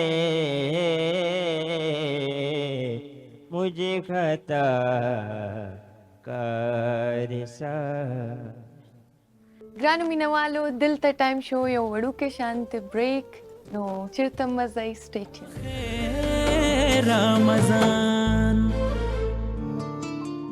بخیر رمضان بخیر رمضان ویلکم بیک هم پښتون رمضان ټرانسمیشن کې یو ځل بیا مونږ تاسو ته هرکلی وایو جی بالکل ګرانو کتونکو تاسو ته هرکلی وایو زموږ میلمانه مونږ سره دي او د دې نه وړاندې چې مونږ دوی سره ګپ شپ ولګو جی افراد صاحب کا څه حال او احوال دی جی نیکسټ ډش پخېږي اوس نیکسټ چې کوم زموږ ډش دی دا به چکن ټکا میکرونی پخېږي جی او دې دپاره دا کم میکرونی تاسو یوز کوئ دې دپاره مونږ سره سپانسر دی بیک پارلر ٹرو پاستا ایکسپرٹ اینڈ بیک پارلر سبھی کھاتے ہیں سبھی کھاتے ہیں او تاسو کم آئل به یوز کوئ او دیکھئے دې دپاره آئل به مونږ یوز کوو ډالډا جہاں مامتا وہاں ڈالڈا مخکې څه سکوپ دی په جرنلزم کې پاکستان کې اوس کو ډیجیټل ده هغه طرف ته ټول روان دي. تاسو کتلی وی چې ټول خلک چې دي ډیجیټل ته روان دي، نو هغه فیوچر کو کافي برایټ ده.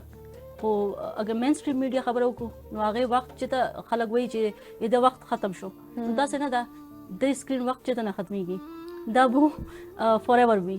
او ډیجیټل چې دا یو بیل فیلډ ده، هغه یو بیل سکرین ده، خو هغه یا زیات حاوی شوی دی. دا باسه دا ټرانسمیشن وي ابو راځي په ډیجیټل باندې، نو هغه چې سکوپ تا کنه ډیډم کې زیات ده. ښه ماریا، نن سبا میډیا کې ټولو نه لوی چیلنج کوم یو دی لایک تاسو لپاره؟ ټول نه زیات چې چیلنج ده اودینس ته ښه کانټینټ په تھرو کیچ کول ډېر ډیفیکلټ ده.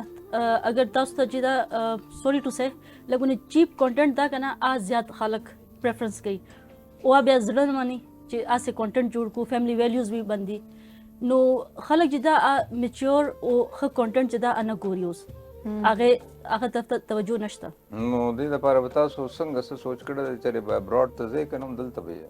دلته پاکستان کې به پاکستان دا ولې خپل ملک چې دا څوک کور پرېږدي که نه بیا چېرته نه وي، هغه چې د همځکه صرف یو دغه قبیله نه همځکه چې قبیلې والا چې تاسو کم یو ځای چوز کړئ، خپل چې وطن ته که نه نه ده. دا خو ډېره ښه خبره ده جی. اکثر دلته خلک کوالیفیکیشن وکړي چې کله بیا هغوی ټاپ سټریم لاین کې راشي نو بیا هغوی سروسز نور ملکونو ته ورکوي، نو دا خو ویری اپریشیبل ده چې تاسو وایي چې زما چې کوم سروسز دي هغه زما د خپل ملک دپاره ده، وطن خپل ځای خپل وي.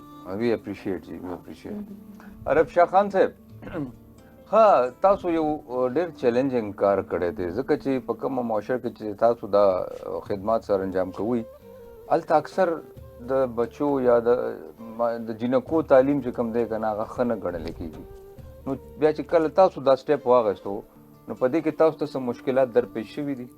مشکلات خو سم راځي او یو دوه درې پیرې ما پس خلک راغلي وو که نه، د کلي ملکانانو ناظمانو هغوی د جنکو تعلیم نه مني که نه، په سپک نظر ورته ګوري. خپل لوریان به پرایویټ سکول ته ځي، یونیورسټۍ ته به ځي، سبقونه به وایي، خو چې یو غریبه جنۍ تعلیم حاصلوي که نه نو هغې نشي برداشت کولی، بس بیا ما ته د جنکۍ به دلته نه راولي، نه به یې بوځي. بیا زموږ ما رابطه مړلې وه والي صاحب سره وشوه، بیا زموږ په هومن ریډ کې یو مشره ده روشن ناز میډم وه، بیا زه هغې لاړم، نو بیا هغې ترو باندې زه آی جي صاحب له ولېږلم، بیا کسان بیا موږ تانې ته راوستل، مافیان یې پرې ووختې، تو بیا ورته ویسي بیا موږ داسې کار نه کوو، نو بس اوس ما کار جاري ساتلی دی. بس مطلب زموږ زور وچلېدلی، نو بس اوس هغې زما مخې نه راځي. مخکې ورځ کمزوری ښکارېدم، نو بار بار به ما پسې راتللی چې دا کار مه کوه. دا ډېر خلک جنکو ته سپک ګوري که نه، جنکو ته هغه توجه نه ورکوي کوم چې هلکانو له ورکوي. زما هغه والدینو ته هم درخواست دی، خلکو ته هم درخواست دی چې جنکو باندې تعلیمونه وکړئ. داسې څه خلک وي او ډېر وي، مطلب پردي خلک وي که نه، لکه رشته داران وي اکثر چې جنۍ ولې تعلیم لري، څه ضرورت دی، او خپل کور کې به سوچ نه کوي بل ته به تکړه وي. صحیح خبره. څنګه د جنۍ د تعلیم په باره کې دا خو ګوره زموږ پیغمبر علیه السلام صلی الله علیه وسلم هم د دې ډېر فوقیت بیان کړی دی. ارباز خان صاحب د جنکو او د هلکانو په تعلیم باندې د رسول الله صلی الله علیه وسلم یو فرمان دی چې طلب العلم فریضة علی کل مسلم و مسلمة. د علم حصول چې دی دا د جنۍ او د هلک دپاره یکسان دی. په دې کې د دې که لږ موږ وضاحت کو تفصیل ته لاړ شو نو هغه دا دی چې بنیادي علم د علم حصول دا د جنکۍ او د هلک دپاره جنۍ او د هلک دپاره برابر دی. بیا په دې کې پرمختګ چې دی په هغې باندې هم زور دی چې په هغې کې فرق نشته. جنۍ دپاره څه خصوصیت دی هغه به په یو خاص ځای باندې سټاپ کېږي او هلک چې دی نو هغه مخې ته ځي، داسې نشته. البته حدود بیا عملی معاشره کې د تعلیم د منافع په حوالې سره بیا قید و بند په اسلام کې شته. مثلا د اسلام تھنکنگ چې کوم دی غذا دی چې هر کور چې دی هغه انډسټري ده، هر کور انډسټري ده. په پرده کې او په کور کې داخلي اعتبار سره دا جنۍ چې دا خپل د تعلیم نه فایده اوچتولی شي. اوس زمونږ په ملک کې چې کوم صورتحال جوړ دی نو د هغو خپل ترجیحات اصل کې دا علم چې دی او تعلیم دا جدا جدا جدا که چې علم څه ته وایي او تعلیم څه ته وایي، داسې څه سوچ نشته دی. او په د دنیا د پاکستان په معاشره کې چې کوم ګیپ په دې کې راغو نو دغه هم یو غټه المیه ده. د دینی علم د پاره مدارس دي او د سکولینګ او د تعلیم د پاره کالجز او یونیورسيټیانو دي. المیه دا چې په سکول کې یا په کالجز کې او یونیورسيټیانو کې مذهبي ټچ نه ورکول کېږي. په کار خدا وا چې دا کمباین وي دغه پکې مو او ورسره دینی تعلیم مو او دینی مدارسو کې د عصري تعلیم په غاړه باندې نن سبا خو رجحان شروع شوی دی، هغه کار شته دی، خو په یونیورسيټیانو کې او په کالجز کې د دې خبرې مونږه کمې وینو. نو د جنکو او د هلکانو په حدودو کې اوس لکه مثلا زموږ په مخه باندې مثال د اسلامي یونیورسيټي انټرنیشنل اسلامي یونیورسيټي چې کومه ده په هغه کې د جنکو او د هلکانو یکساں نظام تعلیم دی او په هغه کې د هغوی کیمپس جدا دي، د هلکانو جدا دي، باقاعده نظام چلیږي. نو کو ایجوکیشن کې لږ مسایل دي. البته که دا مونږه د اختلاط نه راوباسو، د جنکو جدا کیمپسز وي او د هلکانو جدا وي، تعلیم جاری وي، نو په دې کې څه قباحت او حرج نشته دی. بالکل. او زما په خیال خو خبره دا ده چې د سړي نه زیات د جینۍ تعلیم یافته ځکه پکار دی ضروری دی چې کله یو جینۍ تعلیم یافته شي نو مطلب دا چې پوره یو خاندان تعلیم هغه د کومبې کفالت کوي، پوره کومبې کفالت خاندان کفالت کوي. بالکل. دا اغینه چې کوم لرنینګ بچو ته رسي نو دوم د لرنینګ بچي د پلار نه کوي لکه څومره چې د مور نه کوي.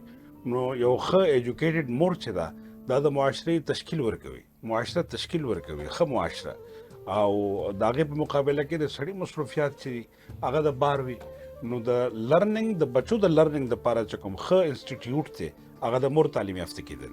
او بیا اکثر دا کیسز هم مونږ کتلی دي چې ګوره ژوند او عمر خو د الله په لاس کې دی. اکثر ما دا کیسز کتلی دي چې پلار په حق رسېدلی دی نو بیا مور غریبه چې کومه ده نو د هغوی بیا کفالت چې کوم دی د هغې ذمهداري شي. نو که مور پړه لیکه نو د بچو کفالت ښه طور باندې کولی شي، کنې بیا به همدغه یو نه غواړه بل نه غواړه، نو دا هم څه ښه خبره نه ده. بالکل. نو په کار دی چې هغه خپلو بخپو ودرېدلی شي، د پردې په عالم کې هغه خپل سروایول کولی شي، د خپلو د بچو او خپل د ژوند دپاره هغه په خوددارۍ سره محنت کولی شي. نو دا هغه الله ممکن ده چې کله هغې سره څه سکلز وي څه ورسره وي نو هغه به کولی شي. که که اوس هغې سره نه سکلز وي، نه یې زده کړه کړې وي او صرف امور خانداري هغې زده کړې وي نو په دغې باندې نه کېږي. بالکل صحیح خبره ده.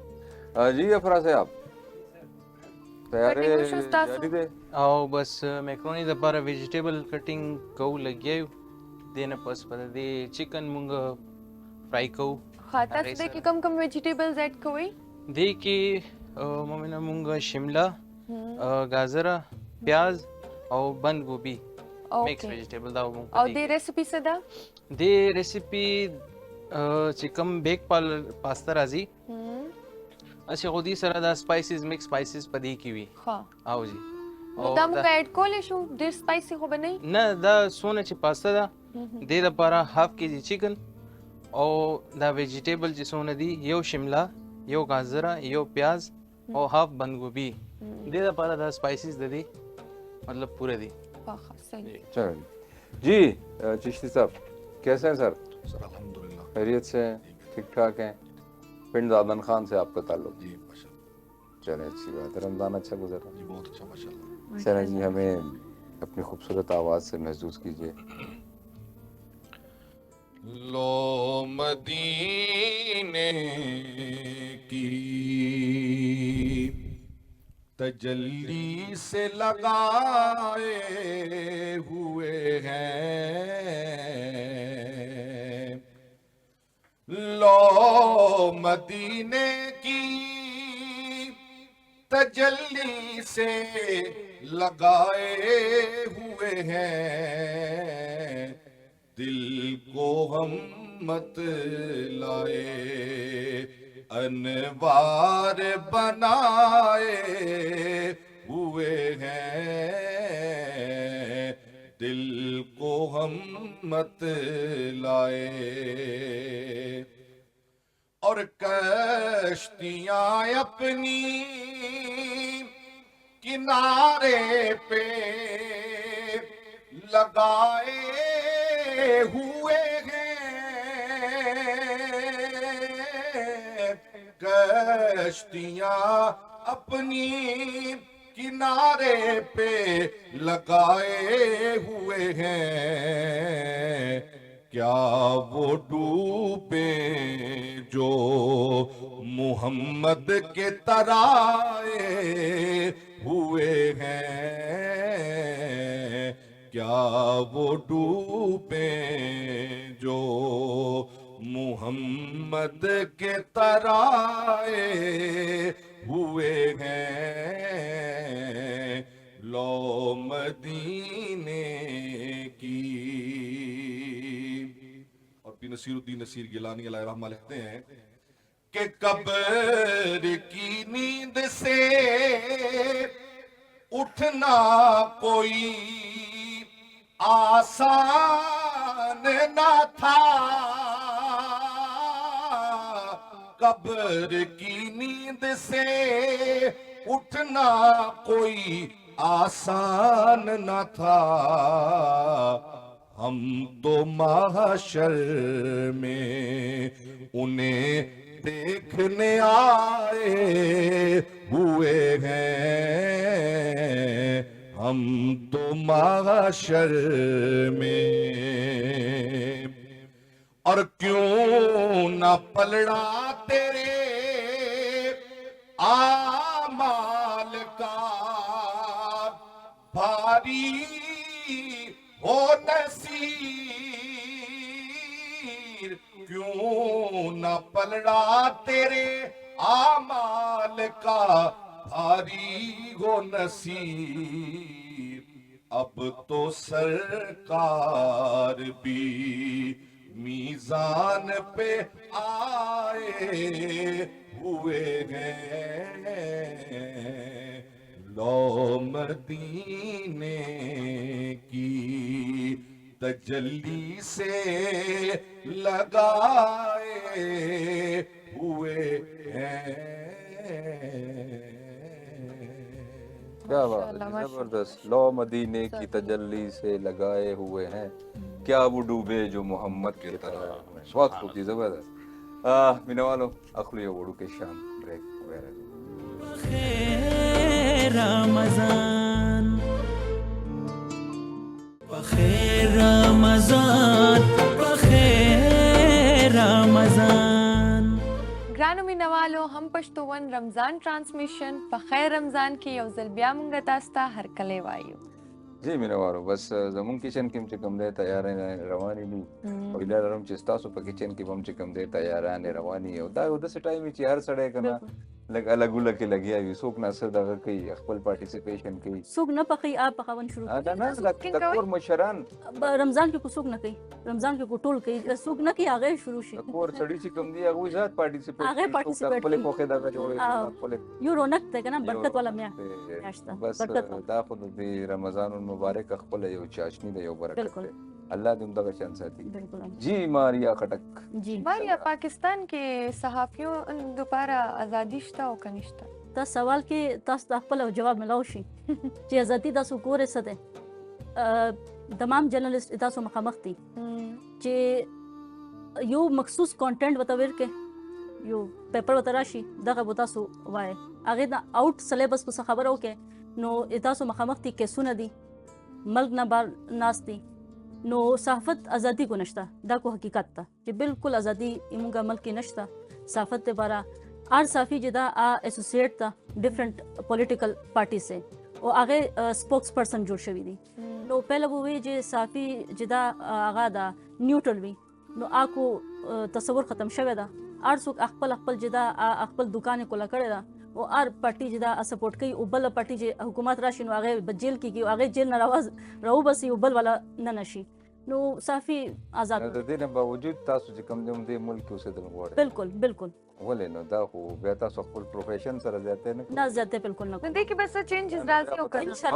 انشاءالله راځي به، اگر یونټي وي، یونټي نشته صحافیانو کې. خبره نشي کولی که نه؟ ها، نو څومره کول شو به وکړو چې کله وخت راشي نو هغه خبره به وکړو، هغه خبره به وکړو، خو خپل ملک نه څوک خبره کوي که نه د ملک خلاف، نو هغه ماده ډېر بد ښکاري. ما دا خو صحیح خبره ده، خو په خپل ځای ده، خو لکه یو خپل کور باندې کې چې تاسو اورېدلې وي چې برایي کړې وي، د خپل کور باره کې پوره کول چې کوم کور کې اوسه ته بار بلار شي او چې ما کور کې دغه ازادي نشته ما پران ما ددای نو تاسو عزت وسه پاتې شي. خبر دا ده کنه چې یو ریالټي فیس کول پکار ده کنه لکه تاسو په یو بنیادی پوینټ باندې برحق یې صحیح ده او که تاسو لکه اپوزیشن راځي تاسو به د هغې لږ دا کوئ که نه چې خپل پوینټ خو به کلیر کوئ چې نه یار زه کلیر یم زما دا موقف دی زه صرف دا وایم چې هغه موقف هغوی ته رسول پکار دی تھرو فیکټس اینڈ فګر بالکل یو لانګ پروسیس به وي لږ هارډشپ به وي خو اینډ اف د ډے چې کوم دی نه بالکل لیکن زما کوشش دا دی چې سوري انټرپټ کوم تاسو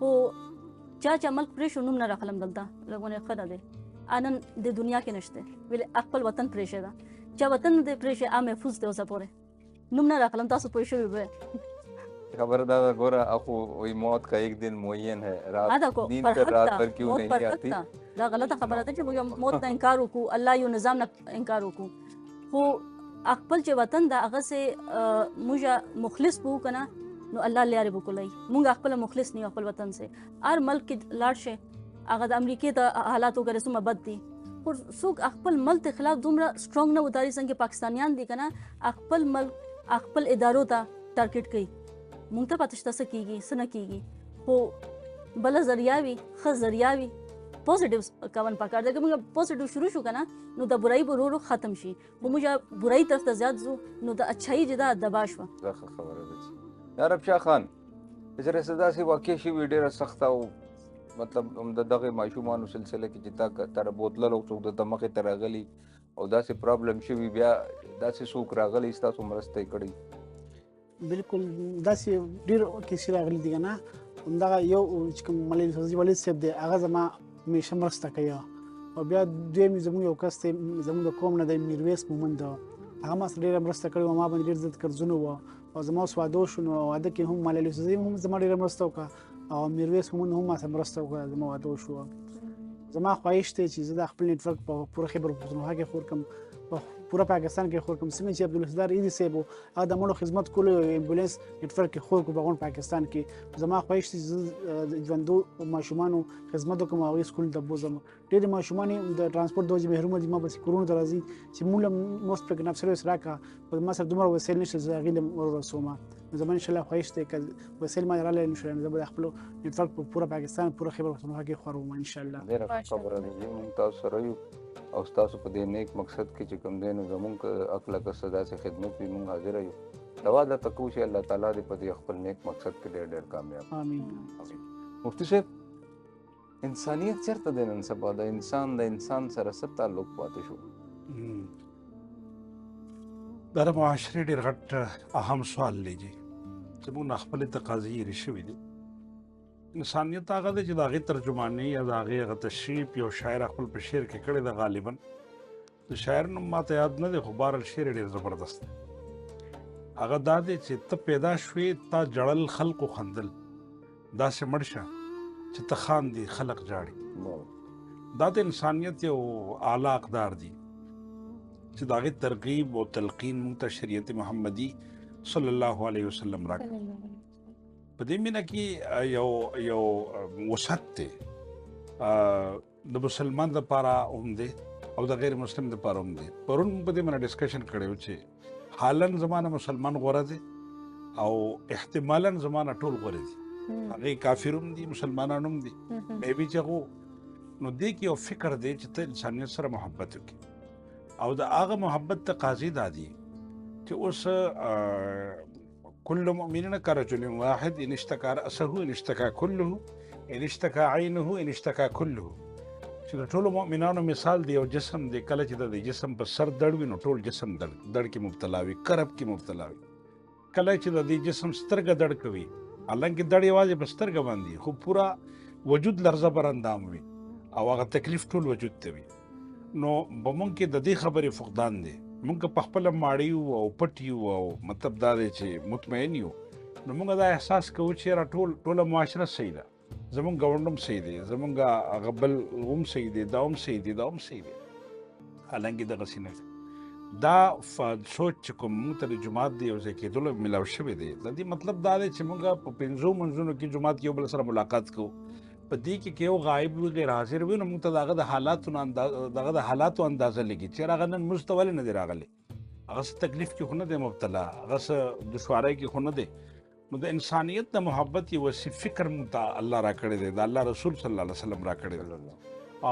اسلام کې په دې اعتبار سره زه دا دعوه کوم چې د ادیان سماویه و غیر سماویه چې کوم آسماني کتابونه نازل شوي دي او د هغو ادیان دي، مثلا یهودیان شله، عیسایان شله، نو دا هغه خلق دی چې د ادیان سماویه سره تعلق لرونکي دي. په دې کې مسلمانان هم دي و غیر سماویه، مثلا هندوان دي، سیکان دي، د دنیا بدمت دي وغیره وغیره دا مذاهب. یا تاسو ووایئ چې رشیا کې چې کوم خلق آباد دي، یا د دې نه علاوه په چاینا کې چې کوم آباد دي، چې کوم ایتیسټ دي، هغو الله نه مني، د نظام په خپله روان دی، لکه په دې باندې د هغو تصورات دي، د دې خالق څوک نشته دی. نو زه دا وایم چې اسلام د ټولو حفاظت او د هغو هغه د حقوقو د هغو د رایټس منل کړي دي. زبردستی او جبر او دا کار یې نه دی کړی. که ستا په ملک کې او ستا په رعایه کې نو ته به هغو ته سهولتونه ورکوي، اسانیانې به ورکوي. د انسانیت د خدمتو ما اسلام ترغیب او دعوت ورکړی دی، او مسلمان سره چې کوم خوالې او ښېګړې دي نو هغه ډېرې واضحه دي، په هغې باندې موږ ته دعوت راکړلی شوی دی. نو ما دا وایي چې زه دعوت د دې خبرې کوم چې په پوره دنیا کې د اسلام په شان یو بهترین مذهب نشته دی چې داسې تصورات ورکړي. د رسول الله صلی الله علیه وسلم چې کوم خپل عملي ژوند دی نو په هغې کې چې کوم احساسات دي د ځان نه د بل احساس زیات دی.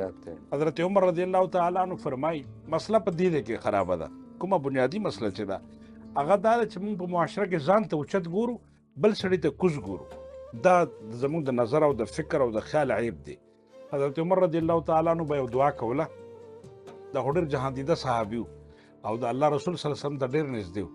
دوی به دا دعا کوله چې اللهم اجعلني فی عیني صغیره وفي اعین الناس کبیره. یا الله ما خپل په نظر کې وړوکی کړي، زما خپل په نظر کې ما وړوکی کړي، فی عیني صغیره وفي اعین الناس کبیره، او د خلقو په نظر کې ما اوچت کړي. دا د کمال جملې دي که نه؟ مونږ دا احساس په ځان کې پیدا کوو چې زه اوچت یم، نو دا دې ته نرګسیت ویلی کېږي. د دې یو اصطلاح د دې دپاره تکبر هم استعمالیدی شي چې زه ښه یم او نور ټول زمانه کم دی. نو مونږ دې انداز خراب کړی دي، او دا د اسلام درس نه دی، د اسلام نه مخالف دی. د انسانیت محبت باله پیدا کېږي چې مونږ ټول له ځان نه ښه وګڼو. چې مفتی صاحب یو بله ډېره داسې مسله ده چې اکثر که نه مخامخ راځي چې کله د والدین انتقال وشي او د هغې نه پس د جایداد یا د وراثت چې کوم انتقال وي نو هغه خویندو ته هغه شان نه ورکړی شي، نو په دې باندې به تاسو څه وایئ؟ په دې باندې چې زه ډېر کلیر یم، زه به څه وایم، په دې باندې د الله کلام ارشاد فرمایلی دی. د پلار په موجودګۍ کې خو هغه مکمل طور سره خود مختار دی. په ټولو بچیانو کې که یو ته ورکړي، که لور ته ورکړي، که زوی ته ورکړي، هغه خود مختار دی. د هغه په ژوندانه باندې خو وراثت نشته. خو کله چې د هغې انتقال وشي نو د انتقال نه وروستو د دوه خویندو د یو ورور حصه برابر ده. د دې دا مطلب نه دی، لکه قرآن د ارشاد فرمایلی دي چې للذکر مثل حظ الانثیین، د هلک د برابر حصه د دوه خویندو ده. دا د قرآن ارشاد دی. زموږ په معاشره کې دا خرابي موجود ده چې مونږ د اسلام نه علاوه چې کوم شیزونه دي هغه ورکوو. هغې لپاره ډېر فکرمند یو. مثلا جهیز شو، جهیز کې مونږ یو شی بل شی غیر ضروري سامانونه دا جوړو. کله نا کله په دې کې ډیمانډ دغه داماد هم وایي چې یاره زما لپاره دا شی په کار دی، ایون چې ګاډي په کار دی او فرنیچر او دا قسم او دا وغیره وغیره. نو د دې اسلام کې څه قسم تصور نشته، دا یو غیر اسلامي کار دی. او لکه اوس یو سړی که خپل د لور دپاره څه ورکول غواړي نو ټیک ده، خو هغه ذهني طور سره په دې باندې بوند شي چې د هغه د لور هغه واده پې شاته شي، لیټ شي، د تاخیر ښکار شي د دې جهیز د سامان د جمع کولو دپاره، نو دا ظلم دی. علما په دې خبره باندې وایي چې هغه داماد ته د دې جنۍ د طرف نه راغلی جهیز استعمالول بغیر د دې د اجازت نه جایز نه دی. پوه شوې؟ اوس چې کوم پراپر رایټ شریعت ورکړی دی د هغې دپاره نه پلار فکر کوي نه رور فکر کوي او د هغې دپاره څه فکر نشته دی. د هغې پراپر یو رایټ دی پلار سره چې د پلار په جایداد کې هغه صداره ده نو هغه شی نه ورکوي چې کوم شی نشته د هغې لپاره فکرمند دي. نو بالکل جی په دې کې موږ ته معاشرتي دا بلکې زمونږ د ملک د قوانینو مطابق هم زمونږ په ملک کې چې کوم قوانین جوړ دي نور خو موږ د برټش فالوورز یو خو د اسلام د پاکستان عدالتونه د میراث په حواله سره د اسلام منونکي دي. مطلب چې کوم احکامات د اسلام دي هغه په عدالتونو کې رایج دي.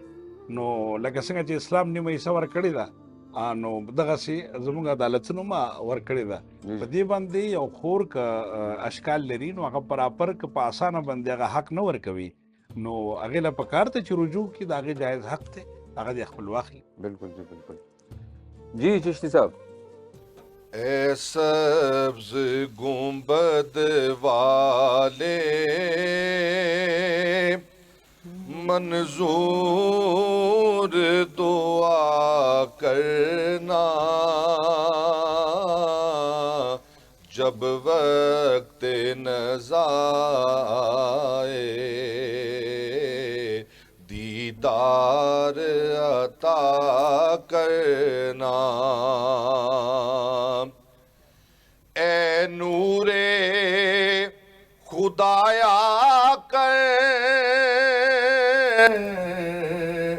آنکھوں میں سما جانا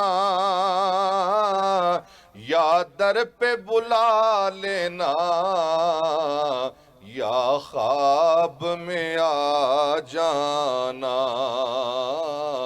اے پردہ نشیں دل کے پردے میرا کرنا جب وقت نزا آئے دیدار عطا کرنا. اور میں قبر اندھیری میں گھبراؤں گا جب تنہا امداد میری کرنے آ جانا میرے آقا امداد میری کرنے آ جانا رسول اللہ روشن میری تربت کو للہ ذرا کرنا جب وقت نزا آئے دیدار عطا کرنا. اور مجرم ہوں جہاں بھر کا معاشر میں بھرو رکھنا رسوائے زمانہ ہوں دامن میں چھپا لینا مقبول دعا میری اے مقبول دعا میری محبوب خدا کرنا جب وقت نزا آئے دیدار عطا کرنا. سبحان اللہ جی ماشاءاللہ ماشاءاللہ جب وقت نزا آئے دیدار عطا کرنا. جی مینه والو دلته اخلو یو وړه شاندما او دوباره راځو ستاسو په خدمت. بخیر رمضان بخیر رمضان بخیر رمضان. ویلکم بیک. هم پښتون رمضان ټرانسمیشن په خیر رمضان کې یو ځل بیا موږ تاسو ته هرکلی وایو. هم پښتون رمضان ټرانسمیشن سپانسر کولو دپاره عمر الکترونکس مونږه زړه نه شکریه ادا کوو. جی عمر الیکټرانکس ډیره مننه. جی مینوالو د دې نه وړاندې چې مونږ خپل دا میله شروع کړو، څه حال احوال دی؟ افراز صاحب میکرونی تیاره شوه او که نه؟ جی میم د دې اول مونږ چکن چې دی هغه آیل کې فرای کو، هغې نه پس چې کوم د دې ویجیټیبلز وو هغه مونږ پکې واچولو چې هغه هم ورسره سوتی شي. او د بیک پارلر پاستا مونږ الریډي بویل کړې ده، ځان سره میخې ده. او تاسو دې کې ټول ساسز چې دي هغه هم بیک پارلر یوز کړي دي؟ او بالکل سپایسز چې کوم وو هغه هم د دې بیک پارلر پاستې سره وي، هغه یوز کړي دي. اور آیل تاسو स्पॉन्सर مونږ سره پاستې دپاره یو بیک پارلر دی، ٹرو پاستا ایکسپرٹ، اینڈ بیک پارلر سبھی کھاتے ہیں؟ سبھی کھاتے ہیں. اور اس کے علاوہ دین علاوہ مونږ سره دی ڈالڈا، بناسپتی اینڈ کوکنگ آئل، جہاں مامتا وہاں ڈالڈا. جی ماریا جی جی کچن کې تاسو هم کنټریبیوشن کوئ که نه؟ بالکل کور کې خپل بالکل چې موډ وي خپل نو بیا کوم. چې موډ پورې چې موډ وي، چې موډ نه بیا کور والا وږي ناران هغه بیا کوک جوړي. خو خپل چې دا کله موډ وي نو بیا کچن دا اوبویسلی پاستا شو یا نوډلز شو جو هغه. ستاسو فیوریټ ډش کوم دی؟ زما سیفرون بټر رایس چې دی، ډل رایس چې وي نور څه ایکسټرا هابیز دي تاسې ایکسټرا کریکولر؟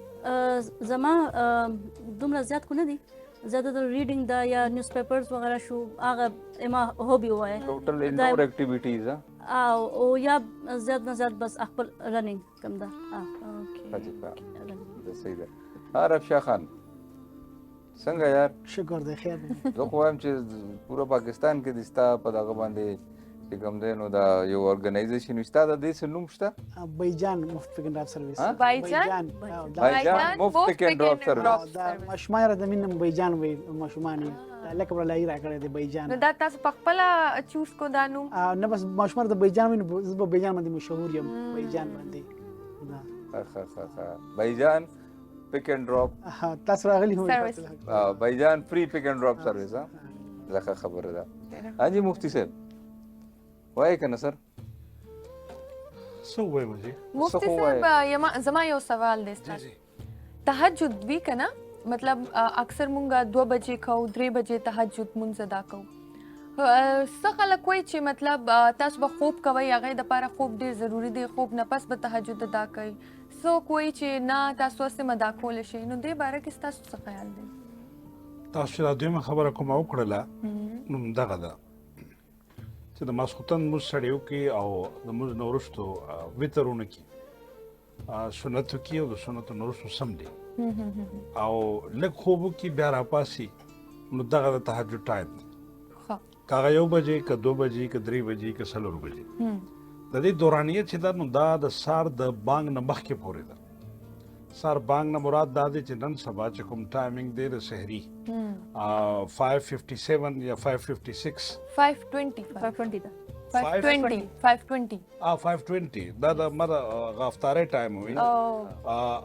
الټا مې کړه خبره کنه، نو د افطاری نږدې ده که افطاری نو فکر دا منګیر دی. نو د سحري د بانګ نه مخکې چې کوم وخت دی هغه د تهجد دی.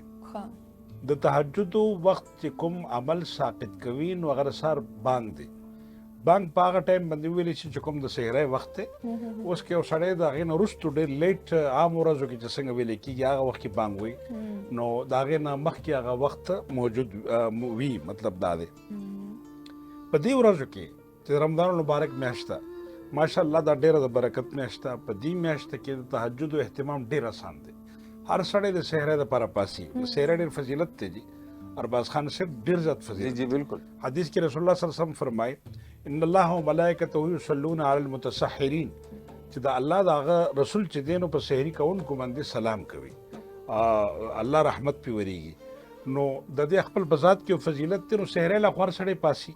چې کله یو سړی سحري له پاسي هغه ظاهره خبره د خوله کنګالوي، لاسونه وینځي، نو مخ دې ورسره وینځي، لاسونه دې وینځي او خپې دې وینځي او داسې شو او داسې چې وشو نو د هغې نه وروستو تهجد هغه مونځو کې 2 رکعاته دي، 4 دي، 6 دي، هغې نه وروستو د خپله دې باندې به انشاءالله موږ یو اساني ده مطلب په دې موسم. جی دا یو ډېر ښه ټاپک دی. جی قاری صاحب عنایت فرمائے سر کچھ.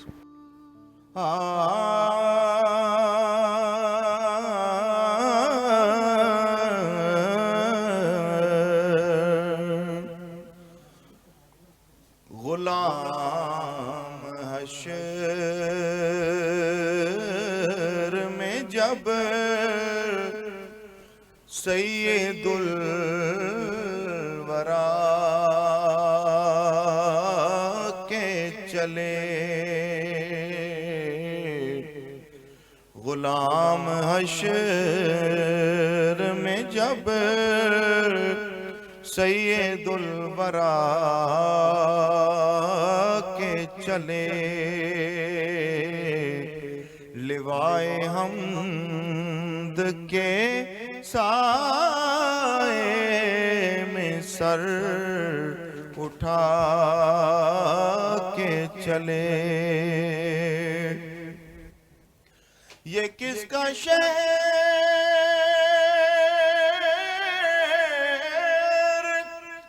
قریب آ رہا ہے دیکھو تو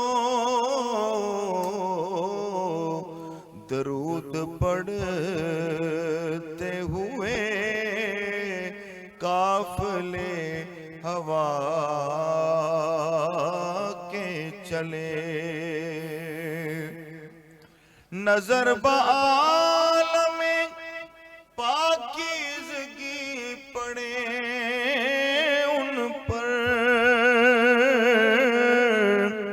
نظر بعالم پاکیزگی پڑے ان پر مسافران لحد اس لیے نہا کے چلے مسافران لحد اس لیے نہا کے چلے جناب آمنہ دوڑی بلائیں لینے کو جو سر پہ تاج شفاعت وہ سجا کے چلے جو سر پہ تاج شفاعت وہ سجا کے چلے نصیر کون ہے ان کے سوا رسول ایسا نصیر کون ہے ان کے سوا رسول ایسا جو بخشوانے کو آئے تو بخشوا کے چلے غلام حشر میں جب سید الورا کے چلے ماشاءاللہ سبحان اللہ جی افراد صاحب د دې نه وړاندې چې مونږ خپل بل سیگمنټ اناؤنس کو څه پوزیشن دی ډش آؤٹ کوئ جی سر زمونږ چکن ټکا میکرونی ریډي شوه د هغې کوم ګارنش و هغه اوس ما کټ کولو دا به ډش آؤٹ کو او د دې به ویل بس ډش آؤٹ یې کوئ ٹھیک ہے سر مالا خو ډېره ښایسته خوشبو راله افطاري ټایم هم نږدې دی ښه جي ښه واه جي واه دا خو ستاسې هم د افطاري ټایم چې کوم دی نږدې دی او هغه د صبر پیمانه بالکل لبریز شي صحیح خبره ده مولانا صاحب جی صبر پیمانه خو لبریز شوی دی جی او خوند هم دا کوي چې کله لږه لوږه دردوي نو بیا د الله قانون دی که نه چې په عام ورځو کې اجازت شته په دې ورځو کې تاسو نشئ خوړلی تر کومه پورې د الله اذن دی په عام ورځو کې ګناهونو نه د بچ کېدو لپاره دغسې اهتمام پکار دی لکه څنګه چې موږ په روژه کې حلال رزق د ورځې د الله په منې کولو نه خورو صحیح خبره ده جی نو زمونږ ډش هم چې کوم دی تیار شو افراد صاحب خان ډش آؤٹ کو او بس د دې سره به موږ تاسو نه بخښنه هم غواړو خو زمونږ د پروګرام اختتام به کېږي زمونږ په یو لایف سیګمنټ باندې زمونږ یو روډجان دی شهزاد مومن هغه دې وخت کې F11 کې لایف روژه ماتې کوریج هم درکوي او د دې سیګمنټ چې زمونږ کوم مین سپانسر دی کرشي د هغوی څه ګفټ هیمپرز دي هغوی په خلکو کې ډسټریبیوټ کوي. نو راځئ چې ځو د شهزاد مومند خواله. السلام علیکم ارباز خان بھائی، منګه دا وخت د F11 د کرکټ ګراوند کې د شاهرخ خان بھائی سره ولاړ کوم د خپل د هیلپ هاند OIC دی او دوی دلته کې تقریبا 300-400 پورې خلکو ته خوراک مهیا کوي.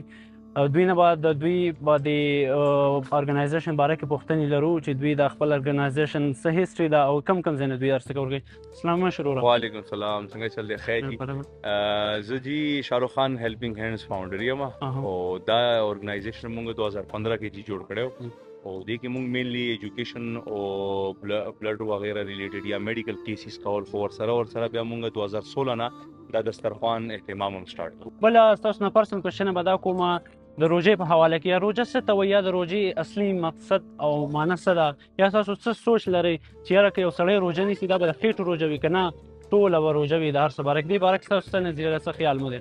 دا به تاسو اوسولیدلی می روژه خو زه اکثر خلکو ته یم چې روژه نوم دی د صبر، چې تاسو ته صبر نه یې زده کړی که نه نو ته سم نه لکه مونږ دسترخوان کې یو نه نیم کس داسې راشي وایي ماته او ماته نو ضرورت نه چې صبر کوئ. مونږ ټولو ته پکار دی چې دغه روژه ډېر په عزت د خولې روژه بیله ده، د سترګو روژه هم ده، د غوږونو روژه هم ده، خو د دې ټولو نه ډېره چې د خدای پاک مونږ ته دا روژه راوستې دا نه ده چې مونږ زه خالي خېټه نه، بلکې مونږ مین مقصد دا دی چې مونږ صبر زده کړو. څرنګه چې تاسو دلته کې ولیدل چې موږ سره شاهرخ خان بھائی خپل نیک خیالات شیر کړ چې یاره مونږ د تقریبا 600 پورې کسانو ته ډیلي دا افطارې ورکوو. په دې کې ښځې، ماشومان، بوډاګان، مسافر او هر قسم د هر مکتب د هر سوچ خلک موجود دي.